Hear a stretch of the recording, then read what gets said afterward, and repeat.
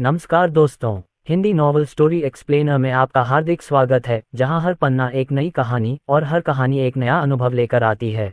यहां आपको system, romance और मैजिक की अनोखी कहानियां मिलेंगी। तैयार हो जाए इस शानदार सफर के लिए। अध्याय 452। पिताजी, मैं अभी भी पढ़ना चाहता हूं, एक अन्य बॉस ने हंसते हुए कहा। यह बहुत संभव है। मुझे लगता है कि जियाउलिन बहुत पहले ही स्नाइपर की गोलीबारी का सामना करने में सक्षम हो गया होगा। वह सही था। अयान सक्सेना की प्राचीन मार्शल आर्ट कुछ महीने पहले ही पौराणिक स्तर पर पहुंच गई थी। उस समय वह स्नाइपर शॉट्स का सामना कर सकता था।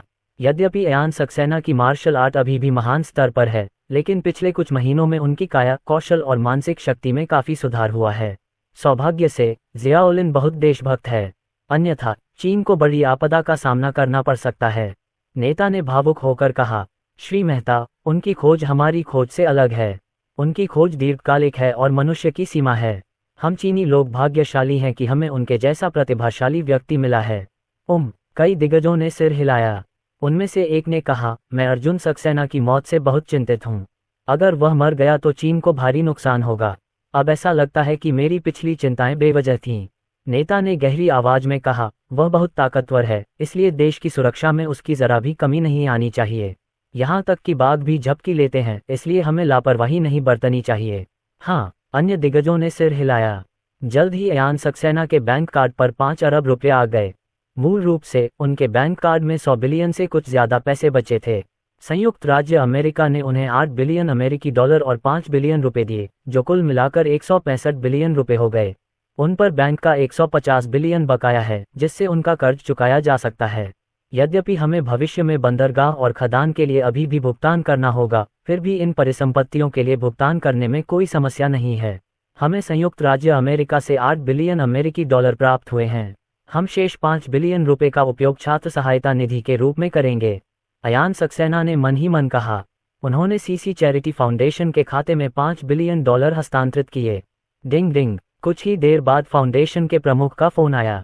बॉस, मुझे अभी खबर मिली है कि आपने फाउंडेशन के खाते में 5 बिलियन की बड़ी धनराशि ट्रांसफर कर दी है। फाउंडेशन का प्रमुख हैरान रह गया। अयान सक्सेना ने पहले भी बहुत सारा पैसा ट्रांसफर किया था, लेकिन इतना कभी नहीं। एक ही बार में 5 अरब का कारोबार, ये बहुत डरावना है। अयान सक्सेना ने कहा, यह धनराशि छात्र सहायता निधि है। राष्ट्रीय अनिवार्य शिक्षा केवल जूनियर हाई स्कूल तक ही सीमित है। इस धनराशि का उपयोग उत्कृष्ट ग्रेड पाने वाले बच्चों को हाई स्कूल की पढ़ाई पूरी करने में मदद के लिए किया जाता है। विशेष रूप से प्रतिभाशाली बच्चों को कॉलेज की पढ़ाई पूरी करने के लिए वित्त पोषित किया जा सकता है। फोन के दूसरी ओर फाउंडेशन के प्रमुख मेंग किंगसोंग बहुत प्रभावित हुए। बॉस, आप वास्तव में नेक हैं। अयान सक्सेना ने कहा, मेंग, तुम्हें पैसे का इस्तेमाल किसी खास उद्देश्य के लिए करना होगा। तुम इस पैसे का इस्तेमाल कहीं और नहीं कर सकते। क्या तुम नहीं समझते? अगर तुम्हारे पास कहीं और पर्याप्त पैसे नहीं हैं, तो मुझे बता दो। आप इसका प्रचार करें। गरीब परिवार और हाई स्कूल में अच्छे ग्रेड पाने वाला कोई भी व्यक्ति आवेदन कर सकता है। मेंग किंगसोंग ने गंभीरता से कहा, मालिक, चिंता मत करो। अगर मैं लालची हो जाऊं या एक पैसा भी गबन करूं, तो आप किसी से मुझे गोली मरवा सकते हैं। अयान सक्सेना ने शांति से कहा, परेशान मत हो। मेरे पास हत्या का लाइसेंस और बंदूक है, मैं तुम्हें सीधे मार सकता हूं। मेंग किंगसोंग ने चुपके से अपने होठों को चाटा, लेकिन अयान सक्सेना की पहचान को देखते हुए ये सामान्य बात है। बॉस, प्रत्येक बच्चे के लिए कितनी छात्रवृत्ति प्रदान की जाती है? मेंग किंगसोंग ने पूछा। अयान सक्सेना ने एक पल सोचा और कहा, इसमें ट्यूशन, आवास और बुनियादी जीवन यापन का खर्च शामिल है। हर जगह विवरण अलग अलग होंगे। समय आने पर आपको मुझे एक योजना देनी चाहिए। बहुत बढ़िया बॉस, जब आप उत्कृष्ट और बहुत उत्कृष्ट परिणाम कहते हैं, तो आपका क्या मतलब है? मेंग किंगसोंग ने पूछा। अयान सक्सेना ने कहा, हर जगह की स्थिति अलग अलग है, इसलिए हम कोई एकीकृत स्कूल लाइन या ऐसा कुछ भी निर्धारित नहीं कर सकते। जब तक आप स्थानीय हाई स्कूल में दाखिला ले लेते हैं, तब तक आपके ग्रेड उत्कृष्ट माने जा सकते हैं। इसके अलावा कुछ लोग जो परीक्षा में उत्तीर्ण नहीं हो पाते लेकिन आमतौर पर अच्छे ग्रेड प्राप्त करते हैं, वे भी इस तरह के मूल्यांकन के बाद उत्तीर्ण हो सकते हैं। जहां तक उत्कृष्ट कॉलेज प्रवेश परीक्षा अंकों की बात है, तो 986 और 211 दोनों को ही ध्यान में रखा जाता है। मेंग किंगसोंग, बॉस, हमें बहुत से लोगों की भर्ती करनी है। अयान सक्सेना ने शांत भाव से कहा, इसका फैसला आप ही करें। बूढ़े मेंग, अगर आप मेहनत करेंगे तो आपके वंशजों को लाभ होगा। अगर आप गड़बड़ करेंगे तो मेरे ससुर की आपके लिए की गई मिन्नतें भी बेकार हो जाएंगी। मेंग किंगसोंग की सिफारिश राजीव कुमार ने की थी। बॉस, मैं समझ गया। मैं निश्चित रूप से कड़ी मेहनत करूंगा। ये काम सार्थक है, मेन किंगसोंग ने कुछ उत्साह के साथ कहा। अयान सक्सेना की वर्तमान स्थिति और पद को देखते हुए जब तक वह कड़ी मेहनत करते रहेंगे, इससे निश्चित रूप से उनके वंशजों को लाभ होगा। अब और कुछ करने को नहीं है, आगे बढ़ो और अपना काम करो। इतना कहकर अयान सक्सेना ने फोन रख दिया। उत्तर पश्चिम में एक गरीब काउंटी। पिताजी, माँ, मैं वापस आ गया हूँ। एक लड़की खुशी खुशी उसके घर में आई। माँ, बताओ इस बार गणित की परीक्षा में मुझे कितने अंक मिले? उसकी माँ अनिच्छा से मुस्कुराई। कितने अंक? माँ, मुझे गणित में 113 अंक मिले हैं। शिक्षक ने कहा कि मेरे ग्रेड के साथ मैं निश्चित रूप से एक प्रमुख हाई स्कूल में प्रवेश पा सकता हूँ। लड़की ने खुश होकर कहा। उसकी माँ ने घर से बाहर निकले आदमी की तरफ देखा। उस आदमी के हाथ पर प्लास्टर चढ़ा हुआ था। उसने गहरी आवाज में कहा, बेटी, जब तक तुम पढ़ सकती हो, पिताजी तुम्हें स्कूल भेजने में मदद करेंगे, चाहे उन्हें चावल भीख में ही क्यों न मांगना पड़े। पिताजी, आपके हाथ को क्या हुआ? लड़की की आंखों से तुरंत आंसू बहने लगे। कोई बात नहीं पापा, बस मामूली चोट है, इससे अपनी पढ़ाई पर असर मत पड़ने दो, आदमी ने गहरी आवाज में कहा। लड़की की मां ने आंसू पोंछे। जब वे पहली बार यहाँ आई थीं, तब उनकी हालत पहले से ही खराब थी, लेकिन ऐसा कुछ हो गया। भविष्य में उन्हें क्या करना चाहिए? वे बदतर खा सकते हैं और बदतर पहन सकते हैं, लेकिन लड़कियों की शिक्षा के बारे में वे क्या कर सकते हैं? पिताजी, मैं अब हाई स्कूल नहीं जाना चाहता। लड़की कांप उठी। वह जूनियर हाई स्कूल के तीसरे वर्ष में है और वह अपने परिवार की स्थिति को अच्छी तरह से जानती है। लड़की, बकवास मत करो। माँ और पिताजी तुम्हें हाई स्कूल भेजेंगे, भले ही इसके लिए उन्हें अपना सब कुछ बेचना पड़े। आदमी घूर कर देखने लगा। लड़की ने अपने आंसू पोंछे और कहा, पिताजी, मेरे ग्रेड औसत हैं। हो सकता है कि मैं किसी प्रमुख हाई स्कूल में प्रवेश न पा सकूं। मैं स्नातक होने के बाद स्कूल जाऊंगा। आदमी ने अपना सिर दूसरी तरफ घुमाया। उसकी आंखें नम हो गईं। पिताजी बेकार हैं, वे ठीक से चल भी नहीं पाते और उनका हाथ टूट गया है। बेटी, तुम्हें पहले खूब पढ़ाई करनी चाहिए, फिर पिताजी तुम्हारे लिए कोई रास्ता निकालेंगे। लड़की बोली, पिताजी, मैं अब और पढ़ना नहीं चाहती। माँ, आपका फ़ोन कहाँ है? मैं थोड़ी देर उसके साथ खेलना चाहती हूँ। ठीक है, यहाँ आपके लिए। उसकी माँ ने उसे फ़ोन थमा दिया। लड़की अपना सेल फ़ोन लेकर अपने कमरे में चली गई। उसने अयान सक्सेना का डुअन खोला। वह अयान सक्सेना की एक प्रशंसक थी। उसे अयान सक्सेना द्वारा लिखी परिकथाएं पसंद हैं। मास्टर अर्जुन ने शिक्षा कोष में 5 बिलियन का दान दिया। मास्टर अर्जुन बहुत दयालु हैं। मुझे नहीं पता कि मैं छात्रवृत्ति के लिए आवेदन कर पाऊंगा या नहीं। अयान सक्सेना ने कोई नया वीडियो जारी नहीं किया। पुराने वीडियो को लेकर कई फैंस इस बात पर चर्चा कर रहे थे। मेन किंगसोंग ने किसी को संदेश भेजने को कहा। हाई स्कूल प्रवेश परीक्षा में अब केवल 2 महीने बाकी हैं, इसलिए समय रहते खबर पहुंचाना जरूरी है, अन्यथा कई लोग जल्दी ही हार मान लेंगे। छात्र निधि, लड़की ने जल्दी से पूछा। जल्द ही उसने समाचार की जांच की। वह बहुत आश्चर्यचकित होकर घर से बाहर निकली। पिताजी, मास्टर अर्जुन ने छात्र सहायता निधि के रूप में 5 बिलियन का दान दिया है। कोई भी गरीब छात्र जो किसी प्रमुख हाई स्कूल में प्रवेश ले सकता है, वह आवेदन कर सकता है। यदि मुझे किसी प्रमुख हाई स्कूल में प्रवेश मिल जाए तो मैं निश्चित रूप से ऐसा कर सकूंगा। उसके पिता की आंखें चमक उठीं। लड़की, सच में? लड़की ने बार बार सिर हिलाया। ये सच है। कई लोगों ने कहा कि सीसी चैरिटी फाउंडेशन ने भी यह खबर जारी की है। पिताजी, मैं अभी भी पढ़ना चाहता हूँ। अध्याय 453 अनिंदिता सक्सेना की गणितीय प्रतिभा। कई स्थानों पर यही बात घटित हुई। चीन में अभी भी कई गरीब परिवार हैं और कई बच्चों को जूनियर हाई स्कूल से स्नातक होने के बाद ही समाज में प्रवेश करना पड़ता है, भले ही उनके ग्रेड अच्छे हों। वे पढ़ना चाहते थे, लेकिन उनके परिवार की परिस्थितियां इसकी अनुमति नहीं देती थीं। ट्यूशन, आवास, जीवन यापन व्यय आदि मिलाकर प्रति वर्ष 10,000 रुपये से अधिक का खर्च आता है, जो अमीर लोगों के लिए तो बताने लायक नहीं है, लेकिन गरीब परिवारों के लिए पूरी तरह से वहन करने योग्य नहीं है। कुछ लोग अभी भी पैसे उधार लेने में सक्षम हो सकते हैं। कुछ लोग उधार लेना चाहते हैं लेकिन ले नहीं पाते या उधार लेने के लिए तैयार नहीं होते। अयान सक्सेना की 1 अरब रुपए की छात्रवृत्ति निधि ने उन्हें अन्य विकल्प दिए। यदि उनका शैक्षणिक प्रदर्शन उत्कृष्ट है तो वे आवेदन कर सकते हैं। जहां तक खराब शैक्षणिक प्रदर्शन वाले लोगों का सवाल है, क्या उनके लिए पहले ही कोई दूसरा रास्ता चुन लेना बेहतर विकल्प नहीं होगा? सभी बच्चे पढ़ाई के लिए उपयुक्त नहीं होते। कहीं न कहीं डिंग डिंग, एक बच्चे की मां का फोन बजा। कॉलर आईडी से पता चला कि यह सीसी चैरिटी फाउंडेशन था। उसका दिल दहल गया। उसका परिवार एकल अभिभावक वाला परिवार है। उसके पिता का बहुत पहले निधन हो गया था। उसने जूनियर हाई स्कूल के तीसरे वर्ष तक अकेले ही बच्चे का पालन पोषण किया। वह बच्चे को हाई स्कूल भेजने का जोखिम नहीं उठा सकती थी और उसने शुरू में स्कूल छोड़ने की योजना बनाई थी। वह वास्तव में इसे स्वीकार करने के लिए तैयार नहीं थी। उसके बच्चे शिनशिन के ग्रेड बहुत अच्छे हैं। जब उन्हें इस छात्रवृत्ति निधि के बारे में पता चला तो उन्होंने तुरंत इसके लिए आवेदन कर दिया। मैंने सुबह आवेदन किया, लेकिन दोपहर को फ़ोन आया। नमस्ते, माँ ने घबराए हुए हृदय से फ़ोन का उत्तर दिया। ये बहुत तेज़ है। क्या ऐसा हो सकता है कि सिसी चैरिटी फाउंडेशन ने हमें अस्वीकार करने के लिए फ़ोन किया हो? नमस्ते, क्या आप वांग शिन की माँ हैं? फ़ोन के दूसरी तरफ से एक कोमल आवाज़ आई। हाँ, मैं हूँ माँ वांग शिन। वांग शिन सभी आवश्यकताओं को पूरा करता है। हमारा फाउंडेशन उसे 3 साल के लिए प्रति वर्ष 10,000 से 211 रुपये की छात्रवृत्ति प्रदान करेगा। यदि उसे 985 या 211 विश्वविद्यालय में प्रवेश मिलता है तो हम उसे विश्वविद्यालय छात्रवृत्ति भी प्रदान करेंगे। वांग शिन की माँ बहुत खुश हुई। धन्यवाद धन्यवाद, आपका स्वागत है। कृपया वांग शिनल्यू से कहिए कि वह खूब मन लगाकर पढ़ाई करे। सिसी चैरिटी फाउंडेशन में पहले से ही काफ़ी लोग हैं और उनमें से कुछ लोग इस मामले से निपटने के लिए अस्थायी रूप से अलग हो गए हैं। उत्कृष्ट शैक्षणिक प्रदर्शन वाले लोगों को हाई स्कूल प्रवेश परीक्षा के परिणाम जारी होने की प्रतीक्षा करने की आवश्यकता नहीं है, वे सीधे योग्यता प्राप्त कर सकते हैं। आवेदन करते समय उन्होंने टेस्ट रैंकिंग और शिक्षक का फ़ोन नंबर जैसी जानकारी प्रदान की ताकि सिसी चैरिटी फाउंडेशन उनके शैक्षणिक प्रदर्शन को सत्यापित कर सके। जहां तक इस बात का सवाल है कि क्या परिवार के पास पैसा है, ये बहुत सरल है। अयान सक्सेना को बैंक से सीधा सहयोग मिला और वह अपने शिक्षक को फ़ोन करके स्थिति के बारे में जानकारी भी ले सका। शीशी चैरिटी फाउंडेशन बहुत तेज़ है। मैंने आज सुबह आवेदन किया और अभी फ़ोन आया कि इसे मंजूरी मिल गई है।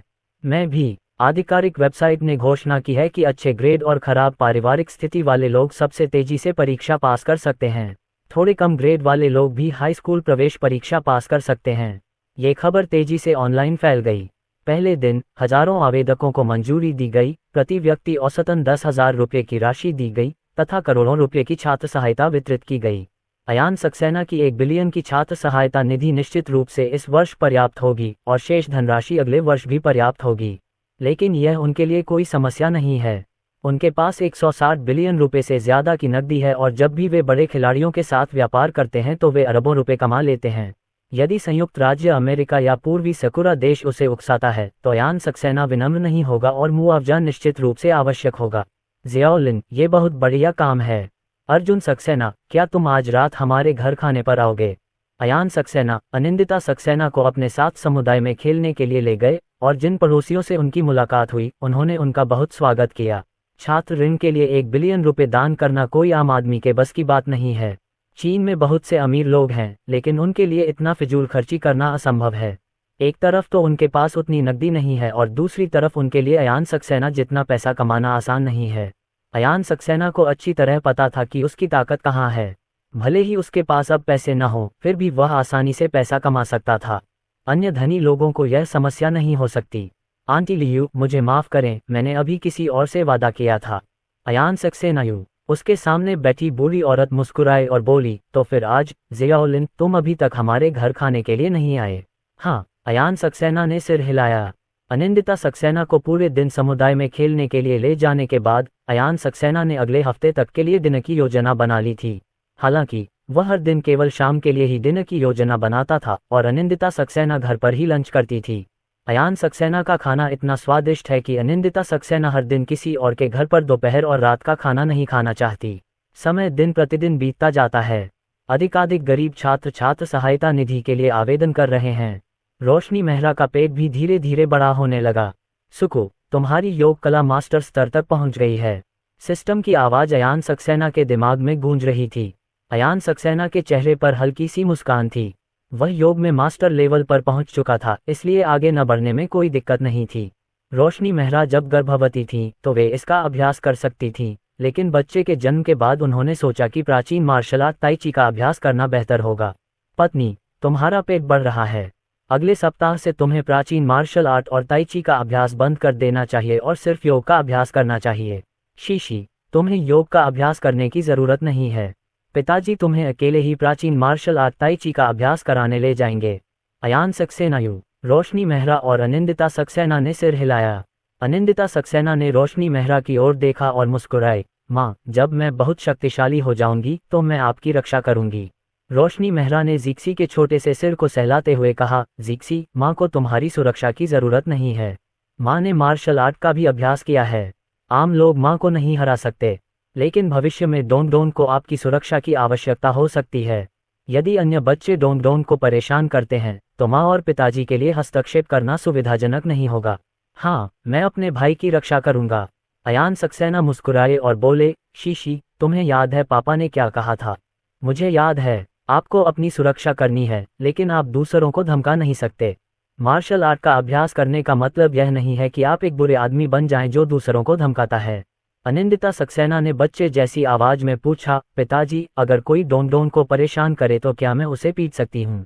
अयान सक्सेना ने मुस्कुराते हुए कहा, शीशी, तुम ऐसा कर सकती हो, लेकिन तुम्हें ये पहचानने में सावधानी बरतनी होगी कि क्या वे सिर्फ बच्चों की लड़ाई है या कोई जानबूझकर डोंग को परेशान कर रहा है। बच्चे नहीं समझते, कभी कभी लड़ाई होना सामान्य बात है। क्या तुम इतने छोटे बच्चे को नहीं मार सकते? अनिंदिता सक्सेना ने सिर हिलाया। हाँ पिताजी, मुझे पता है। पिताजी, चलो गणित सीखते हैं। अनिंदिता सक्सेना को गणित में बहुत रुचि है, लेकिन अब अयान सक्सेना उनके अध्ययन के समय को नियंत्रित करता है। वह अभी बहुत छोटी है। उसे अधिक व्यायाम करने और अन्य बच्चों के साथ खेलने की आवश्यकता है। हाँ, अयान सक्सेना ने सिर हिलाया। जल्द ही अनिंदिता सक्सेना ने गणित के सवाल हल करना शुरू कर दिया।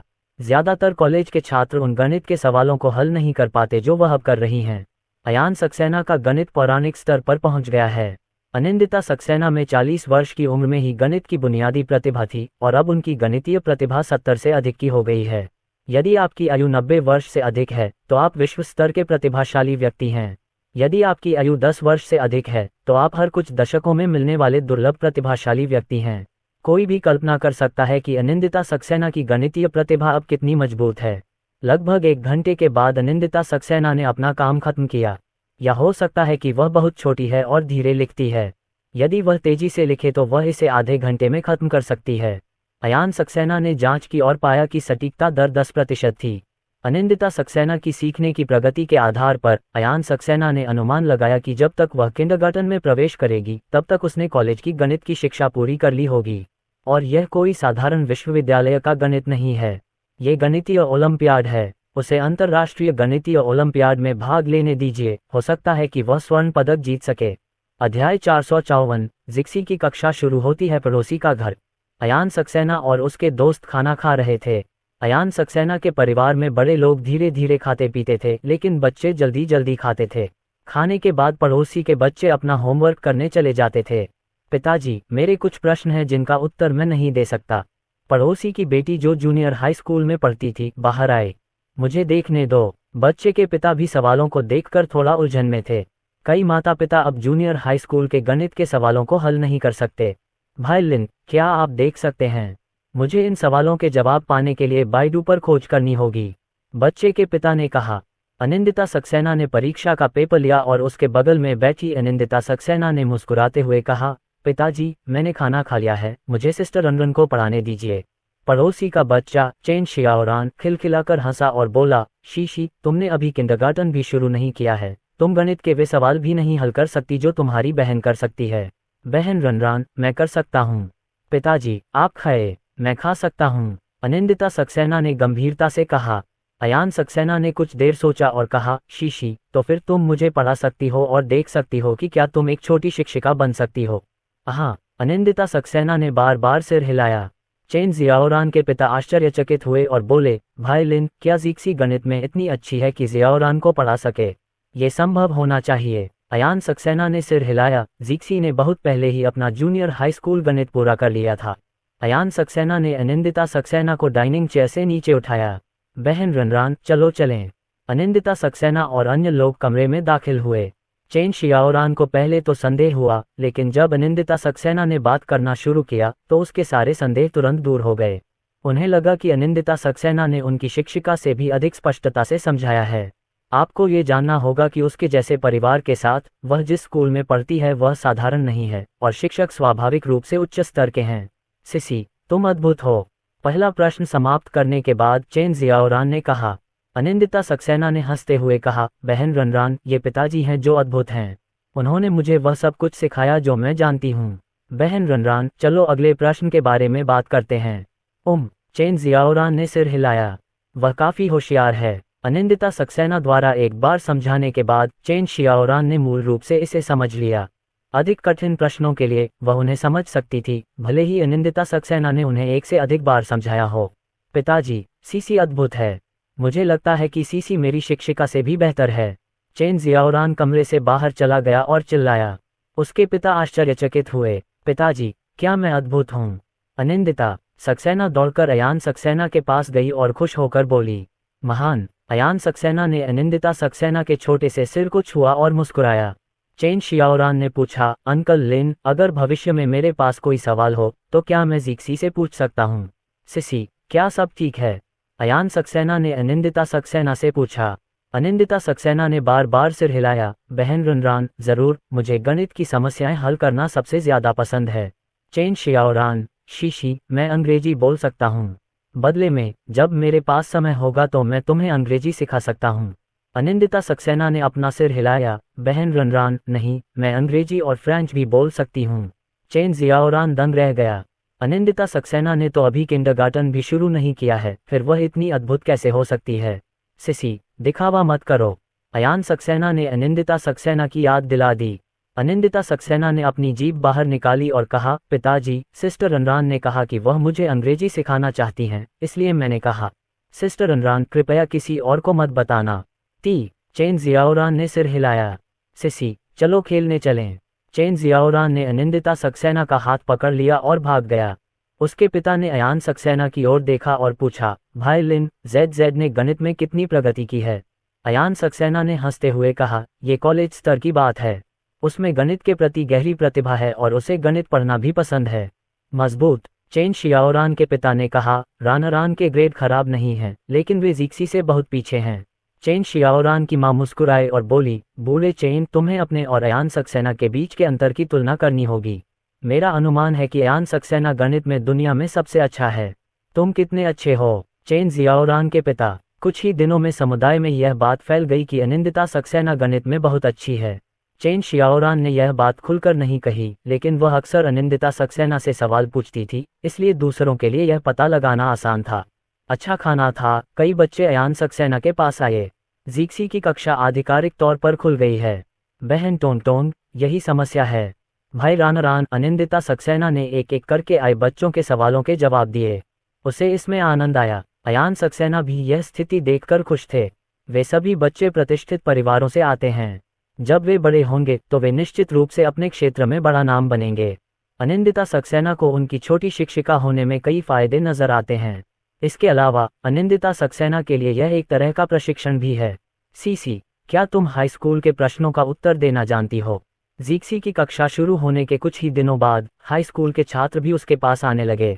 हाँ जीक्सी, तो फिर देखो कि क्या तुम ये कुछ प्रश्न कर सकती हो। एक हाई स्कूल की लड़की एक टेस्ट पेपर पकड़े हुए है।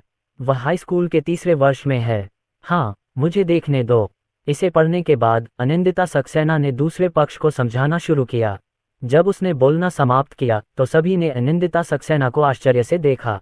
पता चला कि अनिंदिता सक्सेना हाई स्कूल के अपने अंतिम वर्ष में गणित के सभी सवाल हल कर सकती थी। सिसी, तुम अद्भुत हो। क्या मैं भविष्य में कोई प्रश्न पूछने के लिए वापस आ सकता हूँ? अनिंदिता सक्सेना ने लड़की को मुस्कुराना सिखाया। पहले तो उन्हें एक ऐसे बच्चे को पढ़ाने में थोड़ी शर्मिंदगी महसूस हुई जिसने अभी तक किंडरगार्टन भी शुरू नहीं किया था, लेकिन अनिंदिता सक्सेना के स्तर की पुष्टि करने के बाद उन्हें कोई शर्मिंदगी महसूस नहीं हुई। कॉलेज प्रवेश परीक्षा से पहले अब बहुत कम समय बचा है, इसलिए इसे समझना सबसे महत्वपूर्ण है। वह शिक्षिका को भी संदेश भेज सकती थी, लेकिन वह अनिंदिता सक्सेना से आमने सामने पूछने जितना सुविधाजनक नहीं था। हाँ बहन युन, ये ठीक है। अनिंदिता सक्सेना खुशी से मुस्कुराई। सिसी बहुत अच्छी है। समुदाय में 3 हाई स्कूल के छात्र थे। किसी ने पहल की और जल्द ही बाकी 2 ने भी अनिंदिता सक्सेना से पूछना शुरू कर दिया। उनमें से एक छात्र अव्वल है। जब उन्होंने शिक्षक से कुछ प्रश्न पूछे तो शिक्षक को कुछ देर सोचना पड़ा, लेकिन जब उन्होंने अनिंदिता सक्सेना से पूछा तो वह तुरंत उत्तर दे सकी। अयान सक्सेना ने अनिंदिता सक्सेना को जल्दी सीखने के लिए नहीं कहा। अनिंदिता सक्सेना के पास बहुत मजबूत आधार था और उसने जूनियर हाई और हाई स्कूल में सभी ज्ञान बिंदुओं पर पूरी तरह से महारत हासिल कर ली थी। गणितीय ओलंपियाड के ज्ञान बिंदु भी शामिल। दिन गुजरते रहे। इस अवधि के दौरान अयान सक्सेना और उसके दोस्तों ने अपेक्षाकृत शांतिपूर्ण समय बिताया। डिंग डिंग, अरुण राव ने अयान सक्सेना को बुलाया। मिस जू, क्या खुशखबरी है? अयान सक्सेना ने फोन उठाया और मुस्कुराते हुए पूछा। फोन के दूसरी तरफ अरुण राव गंभीर दिखे। मिस्टर सक्सेना, यह अच्छी बात नहीं है। हमें पूर्वी सकुरा देश में एक समस्या का पता चला है। कई लोग लापता हैं। अयान सक्सेना, दुनिया भर में हर दिन कई लोग लापता हो जाते हैं। क्या इसमें कोई समस्या है? अरुण राव, श्री सक्सेना, आप सही कह रहे हैं, लेकिन तोसाकुरा में हाल ही में हुई गायबियां सामान्य नहीं हैं। लापता व्यक्तियों की संख्या में काफ़ी वृद्धि हुई है। इसके अलावा हम में से कई लोगों ने जांच करने की पूरी कोशिश की है, लेकिन हमें अभी भी कोई सुराग नहीं मिल पाया है। ये स्थिति काफ़ी अजीब है। अयान सक्सेना ने भौहें सिकोड़ते हुए कहा, आप क्या सोचते हैं, चीफ जू? अरुण राव, श्री सक्सेना, हमें संदेह है कि पूर्वी सकुरा साम्राज्य ने उन्हें पकड़ लिया है और मानव प्रयोग कर रहा है। हमने सुपर निंजा प्रोजेक्ट का उल्लेख करते हुए एक संदेश पकड़ा है। यदि वे कोई सुपर निंजा विकसित करते हैं तो वह संभवतः आपके लिए होगा। अध्याय 455 कृत्रिम बुद्धिमत्ता ज़ियाओबेई। अयान सक्सेना की आंखें चमक उठीं। पूर्वी सकुरा देश सुपर निंजा को प्रशिक्षित करता है। अरुण राव, श्री सक्सेना, ये हमारा अनुमान है जो मौजूदा खुफिया जानकारी पर आधारित है। हमारे पास फिलहाल कोई सबूत नहीं है। मैं आपको बस याद दिला रहा हूँ। अगर मुझे मौका मिला तो मैं अपने प्रशंसक से बात करूंगा और देखूंगा कि क्या वह इंटरनेट से जानकारी प्राप्त कर सकता है। अयान सक्सेना ने कहा। अरुण राव, मिस्टर सक्सेना, मुझे डर है कि यह मुश्किल है। ईस्टर्न सकुरा को ब्लैक एम्परर के हैकर्स की ताकत का पता है और वे निश्चित रूप से सतर्क रहेंगे। उनका बेस निश्चित रूप से इंटरनेट से जुड़ा नहीं होगा। जो लोग अंदर जाएंगे वे संभवतः अपने साथ कोई इलेक्ट्रॉनिक उपकरण नहीं लाएंगे। अयान सक्सेना ने कहा, कोई बात नहीं, पहले जांच करते हैं। ब्लैक एम्परर बहुत शक्तिशाली है और शायद कुछ लाभ हो। फोन रखकर अयान सक्सेना अध्ययन कक्ष में चला गया।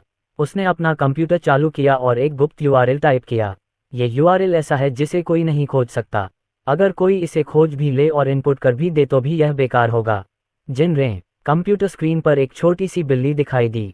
वह कंप्यूटर कैमरे के जरिए अयान सक्सेना को देख सकती थी। यह अयान सक्सेना की पहचान की पुष्टि के बाद ही सामने आएगा। अयान सक्सेना की हैकिंग स्किल्स को पौराणिक स्तर पर पहुंचे हुए काफ़ी समय हो गया है। इस दौरान उन्होंने इंटेलिजेंट प्रोग्राम्स को एडिट करने में काफ़ी समय बिताया। ये छोटी सी बिल्ली उनके द्वारा बनाया गया एक बुद्धिमान कार्यक्रम है। हालांकि यह अभी तक मजबूत कृत्रिम बुद्धिमत्ता के स्तर तक नहीं पहुंच पाया है, लेकिन यह वर्तमान कृत्रिम बुद्धिमत्ता से कहीं आगे है। शक्तिशाली कृत्रिम बुद्धिमत्ता के लिए हार्डवेयर की उच्च आवश्यकताएं होती हैं, इसलिए अयान सक्सेना ने इसे फिलहाल 3 अलग अलग सुपर कंप्यूटरों में रखा है। जब तक उनमें से कोई एक ठीक है तब तक सब ठीक रहेगा। सिमरन, मैं तुम्हें तोसाकुरा देश के सभी नेटवर्कों की खोज करने के लिए अधिकृत करता हूँ। तोसाकुरा देश के नेटवर्क पर सुपर निंजा प्रोजेक्ट की खोज करो। अयान सक्सेना ने गहरी आवाज में कहा। बिल्ली के बच्चे ने सिर हिलाया। अच्छा लड़का। इसने शीघ्रता से कार्य करना शुरू कर दिया, तथा चूंकि 3 में से 2 सुपर कंप्यूटर अपेक्षाकृत निष्क्रिय थे, इसलिए इसने बहुत अधिक कंप्यूटिंग शक्ति का उपयोग किया। अगर अयान सक्सेना अकेले भी खोज करें तो भी तोसाकुरा देश में विशाल इंटरनेट पर कुछ भी खोजना बहुत मुश्किल होगा। लेकिन शियाओबेई जैसी कृत्रिम बुद्धि के लिए चीज़ों को ढूंढना उनकी विशेषता है और वे उन्हें शीघ्रता से ढूंढ सकते हैं। मिस्टर मी, मैंने सुपर निंजा के बारे में बहुत सारी जानकारी खोजी है। फिल्मों, टीवी शो और उपन्यासों में वर्णित सुपर निंजा शायद वह जानकारी नहीं है जो आप चाहते हैं। बहुत कम जानकारी है जिसमें मानव प्रयोग का उल्लेख है, और यह मानव प्रयोग एक सुपर निंजा बनाने के लिए है। शायद यह वह जानकारी है जो आप चाहते हैं। बिल्ली का बच्चा मानव भाषा में बोल रहा था। अयान सक्सेना ने कहा, यही मैं चाहता हूँ। हाल ही में ईस्ट सकुरा कंट्री में कई लोग लापता हो गए हैं। आप हाल ही में और पहले लापता लोगों की स्थिति की जांच और तुलना कर सकते हैं। अच्छा लड़का। ज़ियाओबेई ने सिर हिलाया। इसने तुलना के लिए बहुत सारी जानकारी शीघ्रता से प्राप्त कर ली, जैसे ऑपरेटर की जानकारी, बैंक की जानकारी तथा लापता व्यक्तियों की संपत्ति खाते की जानकारी। इसमें पानी, बिजली, गैस खपत आदि के बारे में भी जानकारी है। अरे दोस्तों, डेटा चित्र में दिखाए अनुसार है, ज़ियाओबेई ने ट्रेन चार्ट दिखाते हुए कहा। उपरोक्त से हम देख सकते हैं कि डोंगजिन में लापता लोगों की संख्या अतीत में अपेक्षाकृत स्थिर थी और प्रत्येक वर्ष ये संख्या बहुत बड़ी नहीं थी। तोसाकुरा देश में कई लापता लोग नकली गुमशुदगी का नाटक कर रहे हैं। वे बस वास्तविकता से बचने के लिए छिप रहे हैं। इस तरह के ज़ियाओबेई की गिनती नहीं होती, इसमें सिर्फ असली लापता लोगों की गिनती होती है। ये लापता लोग मूलतः मृत हैं। लापता व्यक्तियों की संख्या 2 या 3 महीने पहले बढ़नी शुरू हुई और पिछले महीने लापता व्यक्तियों की संख्या उससे पहले महीने की तुलना में 3 गुनी हो गई। ये बहुत ही असामान्य बात है। यार, लापता आबादी में विदेशियों का अनुपात हाल ही में काफी बढ़ गया है और उनमें से अधिकांश अकेले रहते हैं और उनमें से कई के पास औपचारिक नौकरियां भी नहीं हैं, सिमरन ने कहा। अयान सक्सेना ने एक पल सोचा और कहा, सिमरन, इसका ध्यानपूर्वक विश्लेषण करो और जांच करो कि जिस स्थान पर वे गायब हुए हैं उसके आसपास क्या निगरानी की जा रही है। पता लगाओ कि उनके कहाँ होने की सबसे अधिक संभावना है। अच्छा लड़का, ज़ियाओबेई ने तुरंत फिर से पूछताछ शुरू कर दी। कृत्रिम बुद्धिमत्ता के रूप में ये बड़ी मात्रा में डेटा को शीघ्रता से खोज सकता है। कुछ मिनटों के बाद सिमरन ने कहा, मास्टर, मुझे 3 संभावित स्थान मिले हैं। पहला स्थान इस प्रकार है, इस स्थान की संभावना 15.1% है। पहला स्थान इस प्रकार है, ज़ियाओबेई ने 3 स्थानों का उल्लेख किया। पहले स्थान की संभावना 30% थी और तीसरे स्थान की संभावना 5% से कम थी। दिन 1, डिंग डिंग, अयान सक्सेना ने अरुण राव को फोन किया। कमांडर जू हेई हुआंग ने जांच के बाद मुझे 3 पते दिए हैं। उनका ठिकाना उनमें से किसी एक में छिपा हो सकता है। Have someone test the water quality nearby. The water quality near the hidden base में हैव चेंज्ड, अयान सक्सेना ने कहा। ही टडेवराज मेहरा जैंगयांग all 3 addresses. Arun Rao was surprised. Many of them had checked but couldn't find even one suspicious address. Yet Ayan Saxena gave 3 suspicious addresses so quickly. Mr. Saxena, we will arrange for someone to check. It won't be long before we get the water quality analysis report. Arun Rao ne kaha. After hanging up the phone, he quickly made arrangements. Since Tosakura had its own intelligence personnel from China, they quickly obtained water samples from 3 suspicious locations, and they collected a lot of water samples from each suspicious location. A variety of water samples including water from nearby rivers, lakes, wells and sewage are collected quite comprehensively. The eastern Sakura country was unaware of this. Several hours passed. Ding ding. Arun Rao ne Ayan Saxena ko bulaya. Ayan Saxena answered the call and Arun Rao said solemnly, Mr.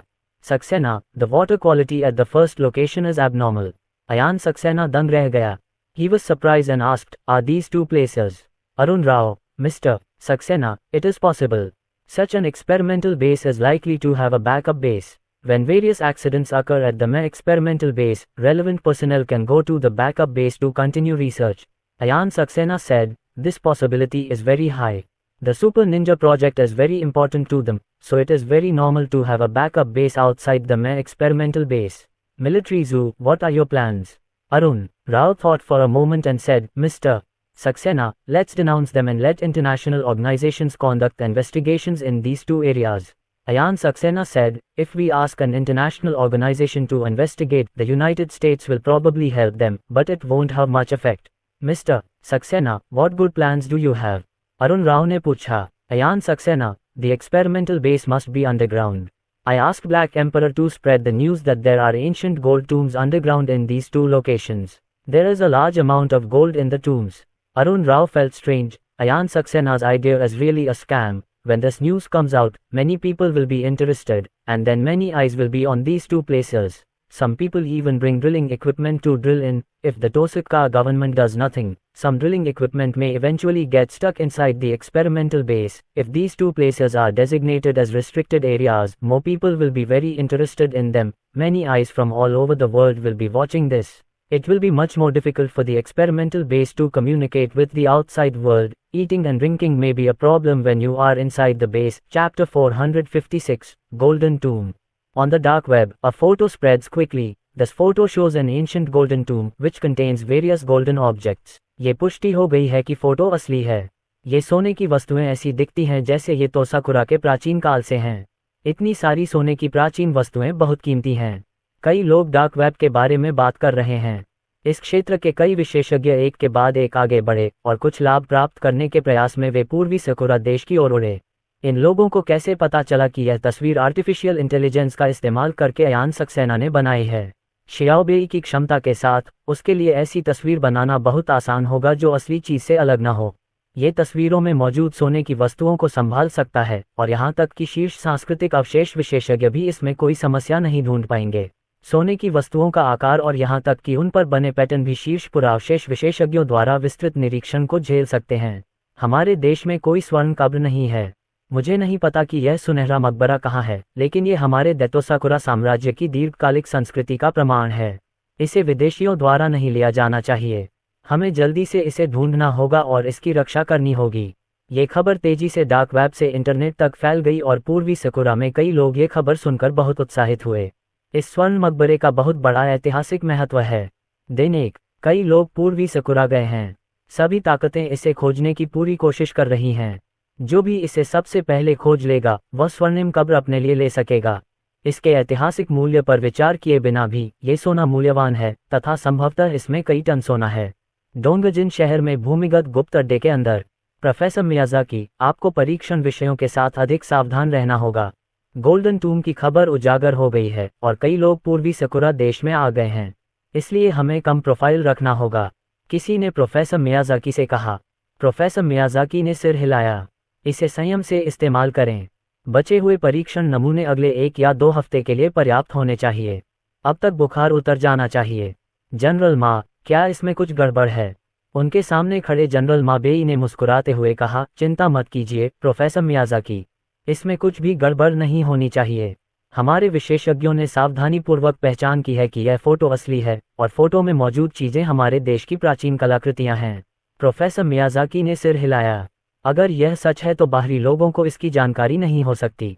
General माबेई, professor Miyazaki, अगर यह उजागर हो जाता है तो इसे बचाया जा सकता है या नहीं, यह आपकी ओर से प्रगति पर निर्भर करता है। शक्ति ही राजा है। प्रोफेसर मियाज़ाकी की आंखें चमक उठी। चिंता मत करो, मैंने पहले से ही बुनियादी चिकित्सा की पहली पीढ़ी विकसित कर ली है। इसे पूर्ण करने में कुछ समय लगेगा और इसका आधिकारिक रूप से उपयोग किया जा सकेगा। जनरल मा ने सिर हिलाया। तभी कार्यालय के दरवाजे पर दस्तक हुई। अंदर आएं, प्रोफेसर मियाज़ाकी ने गहरी आवाज में कहा और उनके सहायक ने बाहर का दरवाजा धक्का देकर खोला। प्रोफेसर, ये बुरी बात है। ऑनलाइन खबर लीक हो गई है कि सोने की कब्र 2 जगहों पर हो सकती है। उनमें से एक यहाँ है। प्रोफेसर मियाज़ाकी का चेहरा बदल गया। उन्होंने पूछा, वह दूसरा स्थान कहाँ है जो ऑनलाइन उजागर हुआ था? सहायक ने तुरंत कहा। प्रोफेसर मियाज़ाकी उदास दिख रहे थे। दूसरा स्थान ठीक उसी जगह था जहाँ बैकअप बेस था। दोनों स्थान संयोग से उनके 2 गुप्त ठिकानों से मेल खाते थे। अगर आप कहते कि यह एक संयोग था तो वह कभी विश्वास नहीं करेगा। आप पहले बाहर जाइए। प्रोफेसर मियाज़ाकी ने अपने हाथ हिलाए। सहायक बाहर आया और दरवाजा बंद कर दिया। प्रोफेसर मियाज़ाकी ने गंभीरता से कहा, जनरल मा, हम बड़ी मुसीबत में हैं। खबर व्यापक रूप से फैल गई है और बहुत से लोग निश्चित रूप से हमारे पास आएंगे। बैकअप बेस पर भी बहुत सारे लोग होंगे। जनरल मा ने भौहें सिकोड़ते हुए कहा, प्रोफेसर मियाज़ाकी, इस बेस में जीवन यापन की आपूर्ति कितने समय तक चलेगी? प्रोफेसर मियाज़ाकी का चेहरा बदल गया। हमें पिछली बार आपूर्ति भेजे हुए काफ़ी समय हो गया है। मेरा अनुमान है कि बची हुई आपूर्ति केवल 3 या 4 दिन तक ही चल सकती है। यदि हम उनका संयम से उपयोग करें तो वे अधिकतम 1 सप्ताह तक ही चल पाएंगी। जनरल मा ने कहा, वर्तमान स्थिति में बड़ी मात्रा में जीवित सामग्री भेजना निश्चित रूप से संदेह पैदा करेगा। इस गुप्त अड्डे में दर्जनों वैज्ञानिक, सुरक्षाकर्मी आदि हैं और कई परीक्षण विषय भी हैं। उनकी दैनिक खपत कोई छोटी राशि नहीं है। जनरल मा, यह एक षड्यंत्र है। इस बात की पूरी संभावना है कि किसी ने हमें खोज लिया है और वह जानबूझकर बहुत ध्यान आकर्षित करने की कोशिश कर रहा है। मुझे लगता है कि इन 2 ठिकानों को बचाया नहीं जा सकेगा। प्रोफेसर मियाज़ाकी ने गंभीर भाव से कहा। जनरल माबेई, क्या होगा यदि हम मार्शल लॉ लागू कर दें? हम इन 2 क्षेत्रों में मार्शल लॉ लागू करने के लिए सैनिक भेजते हैं। प्रोफेसर मियाज़ाकी ने गंभीरतापूर्वक कहा, यदि हम ऐसा करते हैं तो अंतर्राष्ट्रीय समुदाय को पता चल जाएगा कि ये दोनों अड्डे आधिकारिक तौर पर हमारे द्वारा बनाए गए थे और हमारे पास कोई बहाना नहीं होगा। यदि सेना इसमें शामिल नहीं होती है तो वे इसका दोष निजी संगठनों पर डाल सकते हैं। इस बिंदु पर प्रोफेसर मियाज़ाकी ने एक USB फ्लैश ड्राइव निकाली। उन्होंने दवा की 1 दर्जन नलियां भी निकालीं। जनरल मा, शोध डेटा USB ड्राइव में है। आपको ये रसायन भी अपने साथ ले जाना चाहिए। अगर दोनों आधारों को कुछ हो जाता है तो कम से कम हमारे पास अभी भी केमिकल 0 रहेगा। प्रोफेसर मियाज़ाकी झेंगी प्रामाणिक हैं। जनरल मा ने पूछा, एजेंट 0 के प्रभाव और दुष्प्रभाव क्या हैं? प्रोफेसर मियाज़ाकी ने कहा, पोषण 0 बहुत शक्तिशाली है। एक साधारण व्यक्ति इसके उपयोग के बाद अधिकतम 3 दिन तक ही जीवित रह सकता है। एक उच्च स्तरीय निंजा 1 महीने से अधिक जीवित नहीं रह सकता है। जब इसे उच्च स्तरीय निंजा द्वारा उपयोग किया जाता है तो यह सुपर निंजा के स्तर तक पहुंच सकता है। जब इसे मध्य स्तरीय निंजा द्वारा उपयोग किया जाता है तो यह उच्च स्तरीय निंजा से भी अधिक शक्तिशाली होता है। इसके अलावा ड्रग 0 के उपयोग से शरीर में कुछ असुविधा होगी। जनरल मा, क्या? प्रोफेसर मियाज़ाकी ने सिर हिलाया। मैंने जानवरों के जीन का इस्तेमाल किया, लेकिन मैं एलियंस को नियंत्रित नहीं कर सकता। उपयोगकर्ता कुछ शल्क या पंजे विकसित कर सकता है। जनरल मा, आपको जल्दी से निकलना होगा। आप गुप्त टन मार्ग से चले गए। इस अड्डे में एक गुप्त मार्ग है जिससे लोग गुजर सकते हैं, लेकिन इसके माध्यम से बड़ी मात्रा में आपूर्ति लाना असंभव है। जनरल मा ने पूछा, प्रोफेसर मियाज़ाकी, आप मेरे साथ क्यों नहीं चले जाते? आपके लिए यहाँ रहना बहुत जोखिम भरा है। प्रोफेसर मियाज़ाकी ने अपना सिर हिलाया। मैं अभी नहीं जा सकता। इस अड्डे को बहुत पैसे से बनाया गया था। अगर मैं यहाँ से चला जाऊँ तो मुझे शोध उपकरण कहाँ मिलेंगे? मुझे जल्दी करना होगा और अपना शोध जारी रखना होगा। ये बहुत अच्छा होगा यदि हम नंबर 1 जीन दवा विकसित कर सकें। जनरल मा ने कहा, प्रोफेसर मियाज़ाकी, यदि स्थिति ठीक नहीं है तो भी आपको जल्द से जल्द निकल जाना होगा। प्रोफेसर मियाज़ाकी ने सिर हिलाया। जनरल मा बेई तुरंत गुप्त मार्ग से निकल गए। अरे, इस व्यक्ति को यहाँ नहीं होना चाहिए। संभवतः इस क्षेत्र में कोई गुप्त रास्ता है। सिमरन ने अयान सक्सेना को याद दिलाया। ये जिस व्यक्ति को संदर्भित करता है वह जनरल मा है। डोंगजिन शहर में अभी भी कई कैमरे हैं। ज़ियाओबेई उन कैमरों को नियंत्रित करता है, लेकिन कैमरे उस सटीक स्थान को कैप्चर नहीं कर पाए जहां से जनरल मा बाहर आए थे। ज़ियाओबेई अनुमानित क्षेत्र निर्धारित करने में सक्षम था। अयान सक्सेना ने कहा, सिमरन, ये खबर फैलाओ कि इस क्षेत्र में स्वर्ण मकबरे तक जाने वाला एक रास्ता हो सकता है। अच्छा लड़का। ज़ियाओबेई ने तुरंत खबर फैला दी। अपनी क्षमता के कारण यह इंटरनेट पर तुरंत गर्मागर्म चर्चाओं का कारण बन सकता है। बहुत से लोग उस क्षेत्र में उमड़ पड़े जहां जनरल मा ने छोड़ा था। धत्तेरी की। जनरल मा बेई नाखुश दिखे। कई लोग गुप्त मार्ग की रखवाली कर रहे हैं। अगर समय लंबा चलता रहा तो गुप्त मार्ग का पता उन्हें लग सकता है। प्रोफेसर मियाज़ाकी और अन्य लोग बाहर कैसे निकले? अध्याय 457, आधार नष्ट। जनरल आसो ने आधे घंटे तक देखा। वहां लोगों की संख्या बढ़ती जा रही है तथा विदेशी पत्रकारों की संख्या भी काफी है। वहां एकत्र हुए बहुत से लोग खोज करते रहे, इसलिए इस बात की पूरी संभावना थी कि उन्हें कोई गुप्त रास्ता मिल गया हो। बका। जनरल आसो ने मन ही मन कोसा। वह तेजी से चला गया। 1 घंटे बाद जनरल आसो एक गुप्त अड्डे पर पहुंचे जहां एक अन्य व्यक्ति उनका इंतजार कर रहा था। जनरल कामिजिमा, हमें क्या करना चाहिए? जनरल एसो ने पूछा, मुझे नहीं पता कि किस कमीने ने वास्तव में हमारे 2 ठिकानों को उजागर किया। बेस नंबर 1 के गुप्त मार्ग के पास बहुत से लोग हैं। जनरल उएजिमा ने पूछा, जनरल असो, प्रोफेसर मियाज़ाकी ने आपको कुछ दिया होगा, है ना? वह मुझे दे दीजिए। देना। जनरल आसो ने बैग सौंप दिया। जनरल उएजिमा, प्रोफेसर मियाज़ाकी और उनके आदमियों के पास केवल 1 सप्ताह तक चलने लायक आपूर्ति है। वर्तमान परिस्थितियों में हम उन्हें तब तक आपूर्ति नहीं कर सकते जब तक कि हम उन दोनों क्षेत्रों में सैन्य कानून लागू करने के लिए सेना नहीं भेजते। जनरल एसो की आंखें चिंता से भरी थीं। जनरल कामिजिमा ने कहा, यदि हम सेना भेजते हैं तो दुनिया के सभी देशों को पता चल जाएगा कि हमारे दोनों क्षेत्रों में समस्याएं हैं। हम उन्हें छोड़ने के लिए राजी करने के लिए केवल पुलिस पर ही भरोसा कर सकते हैं। जनरल एसो ने भौहें सिकुड़ी। जनरल उएजिमा, मुझे डर है कि पुलिस ऐसा नहीं कर सकती। क्या दुनिया भर के पत्रकार इतने आज्ञाकारी होंगे? वे कब्र लुटेरे भी बहुत बहादुर हैं। जनरल कामिजिमा इधर उधर घूमने लगे। मैं एक समस्या को लेकर चिंतित हूँ। दोनों ठिकानों के पास पानी की गुणवत्ता बदल गई है। क्या कोई पास के पानी को जांच के लिए ले जाएगा? अगर ऐसा है तो एजेंसी को कुछ असामान्य मिल सकता है। जनरल आसो के चेहरे का भाव थोड़ा बदल गया। क्या पानी की गुणवत्ता बदल गई है? उसे यह बात समझ में नहीं आई। जनरल कामिजिमा, दोनों बेस छोटे नहीं हैं। सभी घरेलू सीवेज को दूर ले जाना असंभव है। परीक्षण बेस से निकलने वाला सीवेज कुछ अलग होता है। जनरल असो, प्रोफेसर मियाज़ाकी ने और क्या कहा? जनरल आसो ने ये सब कह दिया। जनरल उएजिमा ने फ़ोन करके सारी जानकारी दी। काफ़ी देर बाद फ़ोन के दूसरी तरफ से बॉस ने कहा, जनरल उएजिमा, प्रोफेसर मियाज़ाकी और उनकी टीम ने अपना मिशन पूरा कर लिया है। साम्राज्य उन्हें याद रखेगा। जनरल कामिजिमा का चेहरा बदल गया। हाँ। उन्होंने फ़ोन रख दिया और जनरल असो ने पूछा, जनरल कामिजिमा, ऊपर से क्या राय है?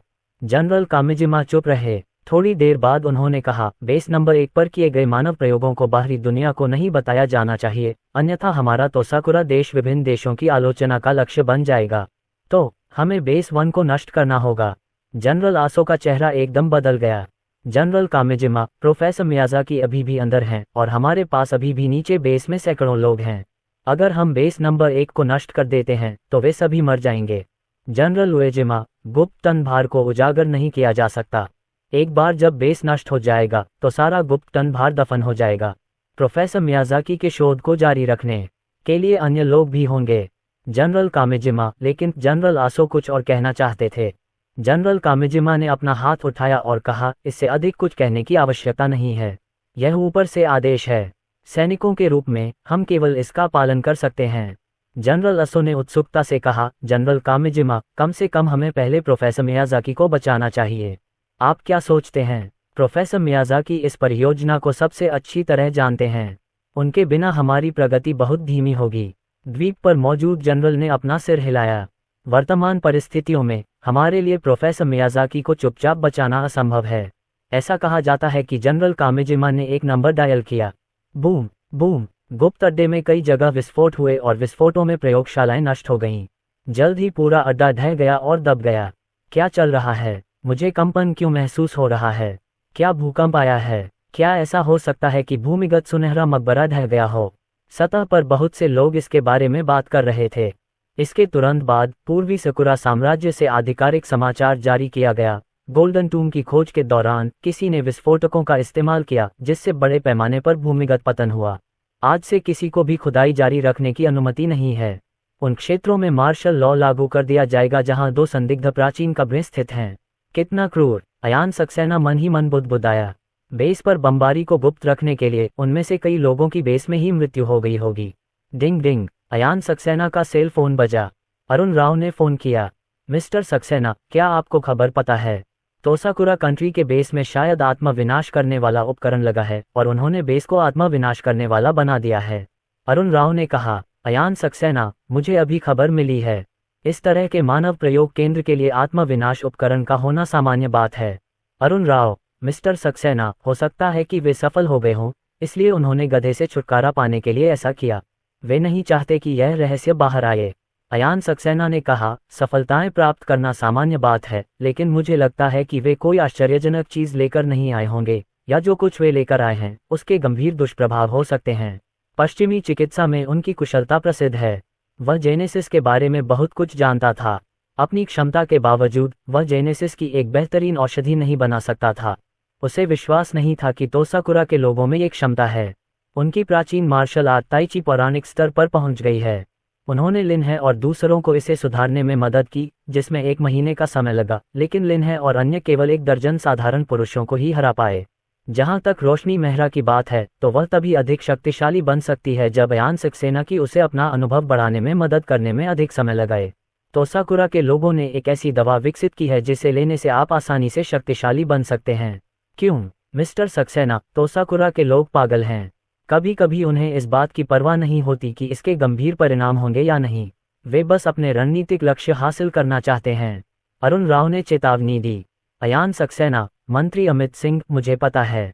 कुछ दिनों बाद Ayaan Saxena high speed train से शंघाई चले गए। रोशनी मेहरा और बाकी लोग नहीं आए। अयान सक्सेना इसलिए आए क्योंकि प्राइवेट शेफ को किसी ग्राहक से अपॉइंटमेंट लेना था और उन्हें आना था। हिगाशिनाकुरा देश से 2 लोग जादुई शहर में पहुंचे। वे शंघाई हवाई जहाज से नहीं पहुंचे थे और शंघाई में प्रवेश करने के बाद उन्होंने जानबूझकर सभी प्रकार के कैमरों से दूरी बना ली थी। रात में कार्य करना सबसे अच्छा है। पूर्वी सकुरा देश में कई जासूस पकड़े गए हैं और उन्होंने मूलतः ये निर्धारित कर लिया है कि जो कोई भी सैन्य प्रशिक्षण प्राप्त कर चुका है उसे जादुई शहर में आने पर पकड़ा जा सकता है। वे अवश्य ही कैमरे में कैद हो गए होंगे। चीन के पास उनके कार्यों के माध्यम से उनका विश्लेषण करने का एक तरीका हो सकता है। भाई कागा, क्या हम सफल हो सकते हैं? उनमें से एक ने पूछा। एक अन्य व्यक्ति की आंखों में उत्साह देखा। हमारी क्षमता के साथ हमें शायद मिशन पूरा करने की कोई उम्मीद नहीं है, लेकिन हमारे पास अभी भी संगठन द्वारा दी गई बुनियादी दवा है। इसे लेने के बाद हम सुपर निंजा बन सकते हैं। हम अयान सक्सेना को मारने का काम जरूर पूरा कर पाएंगे। उन्हें आने से पहले दवा की एक ट्यूब दी गई थी। संगठन ने उन्हें चीन पहुंचने के बाद इसका इस्तेमाल करने के लिए कहा था।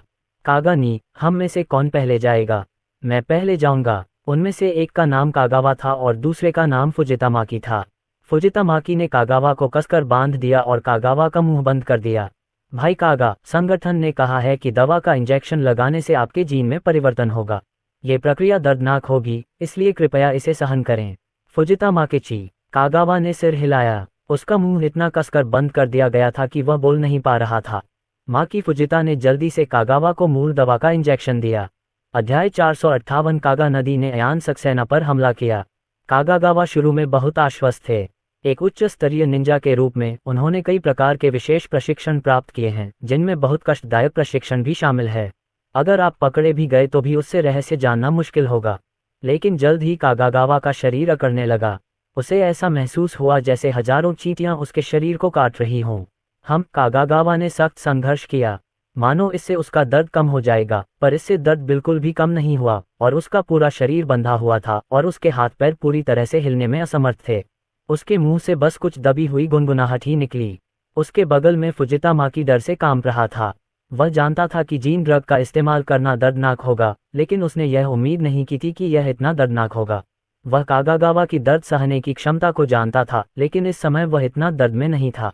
कागागावा की आंखें चौड़ी हो गईं और उसकी भुजाओं पर नसें उभर आईं। समय पल पल बीतता गया। फुजिता माकी दंग रह गया। उसने देखा कि कागागावा के चेहरे पर पपड़ियां उभर आई हैं। ये पपड़ियां बहुत महीन थीं, सांप की पपड़ियों जैसी। जैसे जैसे समय बीतता गया, छोटे छोटे दाने अधिकाधिक संख्या में दिखाई देने लगे और धीरे धीरे उन्होंने कागावा के चेहरे के अधिकांश भाग को ढक लिया। जब छोटे छोटे पपड़ियां दिखना बंद हो गईं, तो कागागावा का दर्द अंततः समाप्त हो गया और वह शांत हो गया। थोड़ी देर प्रतीक्षा करने और यह सुनिश्चित करने के बाद कि कोई समस्या नहीं है, फुजिता माकी ने कागावा के गले की रस्सी खोल दी। कागागावा ने अपने मुंह में ठूंसा हुआ ऊनी कपड़ा स्वयं निकाला। बका, जीन दवा का उपयोग करना उतना दर्दनाक नहीं है, बल्कि मैं पहले की तुलना में अब कई गुना अधिक शक्तिशाली महसूस करता हूँ। कागागावा ने अपनी मुट्ठियां भींच लीं। वह इतना शक्तिशाली महसूस करता था कि वह एक मुक्का से गाय को भी मार सकता था। कागानी, तुम्हारा चेहरा, फुजिता माकी ने मुझे याद दिलाया। कागावा ने जल्दी से अपना चेहरा छुआ। उसके चेहरे का एक हिस्सा तो ठीक था, लेकिन दूसरा हिस्सा खुरदुरा लग रहा था। मेरे चेहरे को क्या हुआ? कागागावा को चिंता होने लगी। फुजिता माकी के जवाब का इंतजार किए बिना कागावा बाथरूम में भाग गया।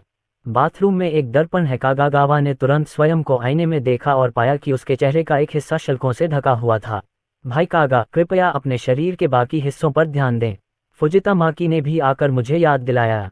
सही। कागावा ने तुरंत निरीक्षण के लिए अपने सारे कपड़े उतार दिए और पाया कि उसके चेहरे के अलावा शरीर के 2 अन्य हिस्सों पर भी शल्क थे, एक छाती पर और एक पीठ पर। कागागावा ने अपनी छाती पर लगे तराजू को जोर से दबाया।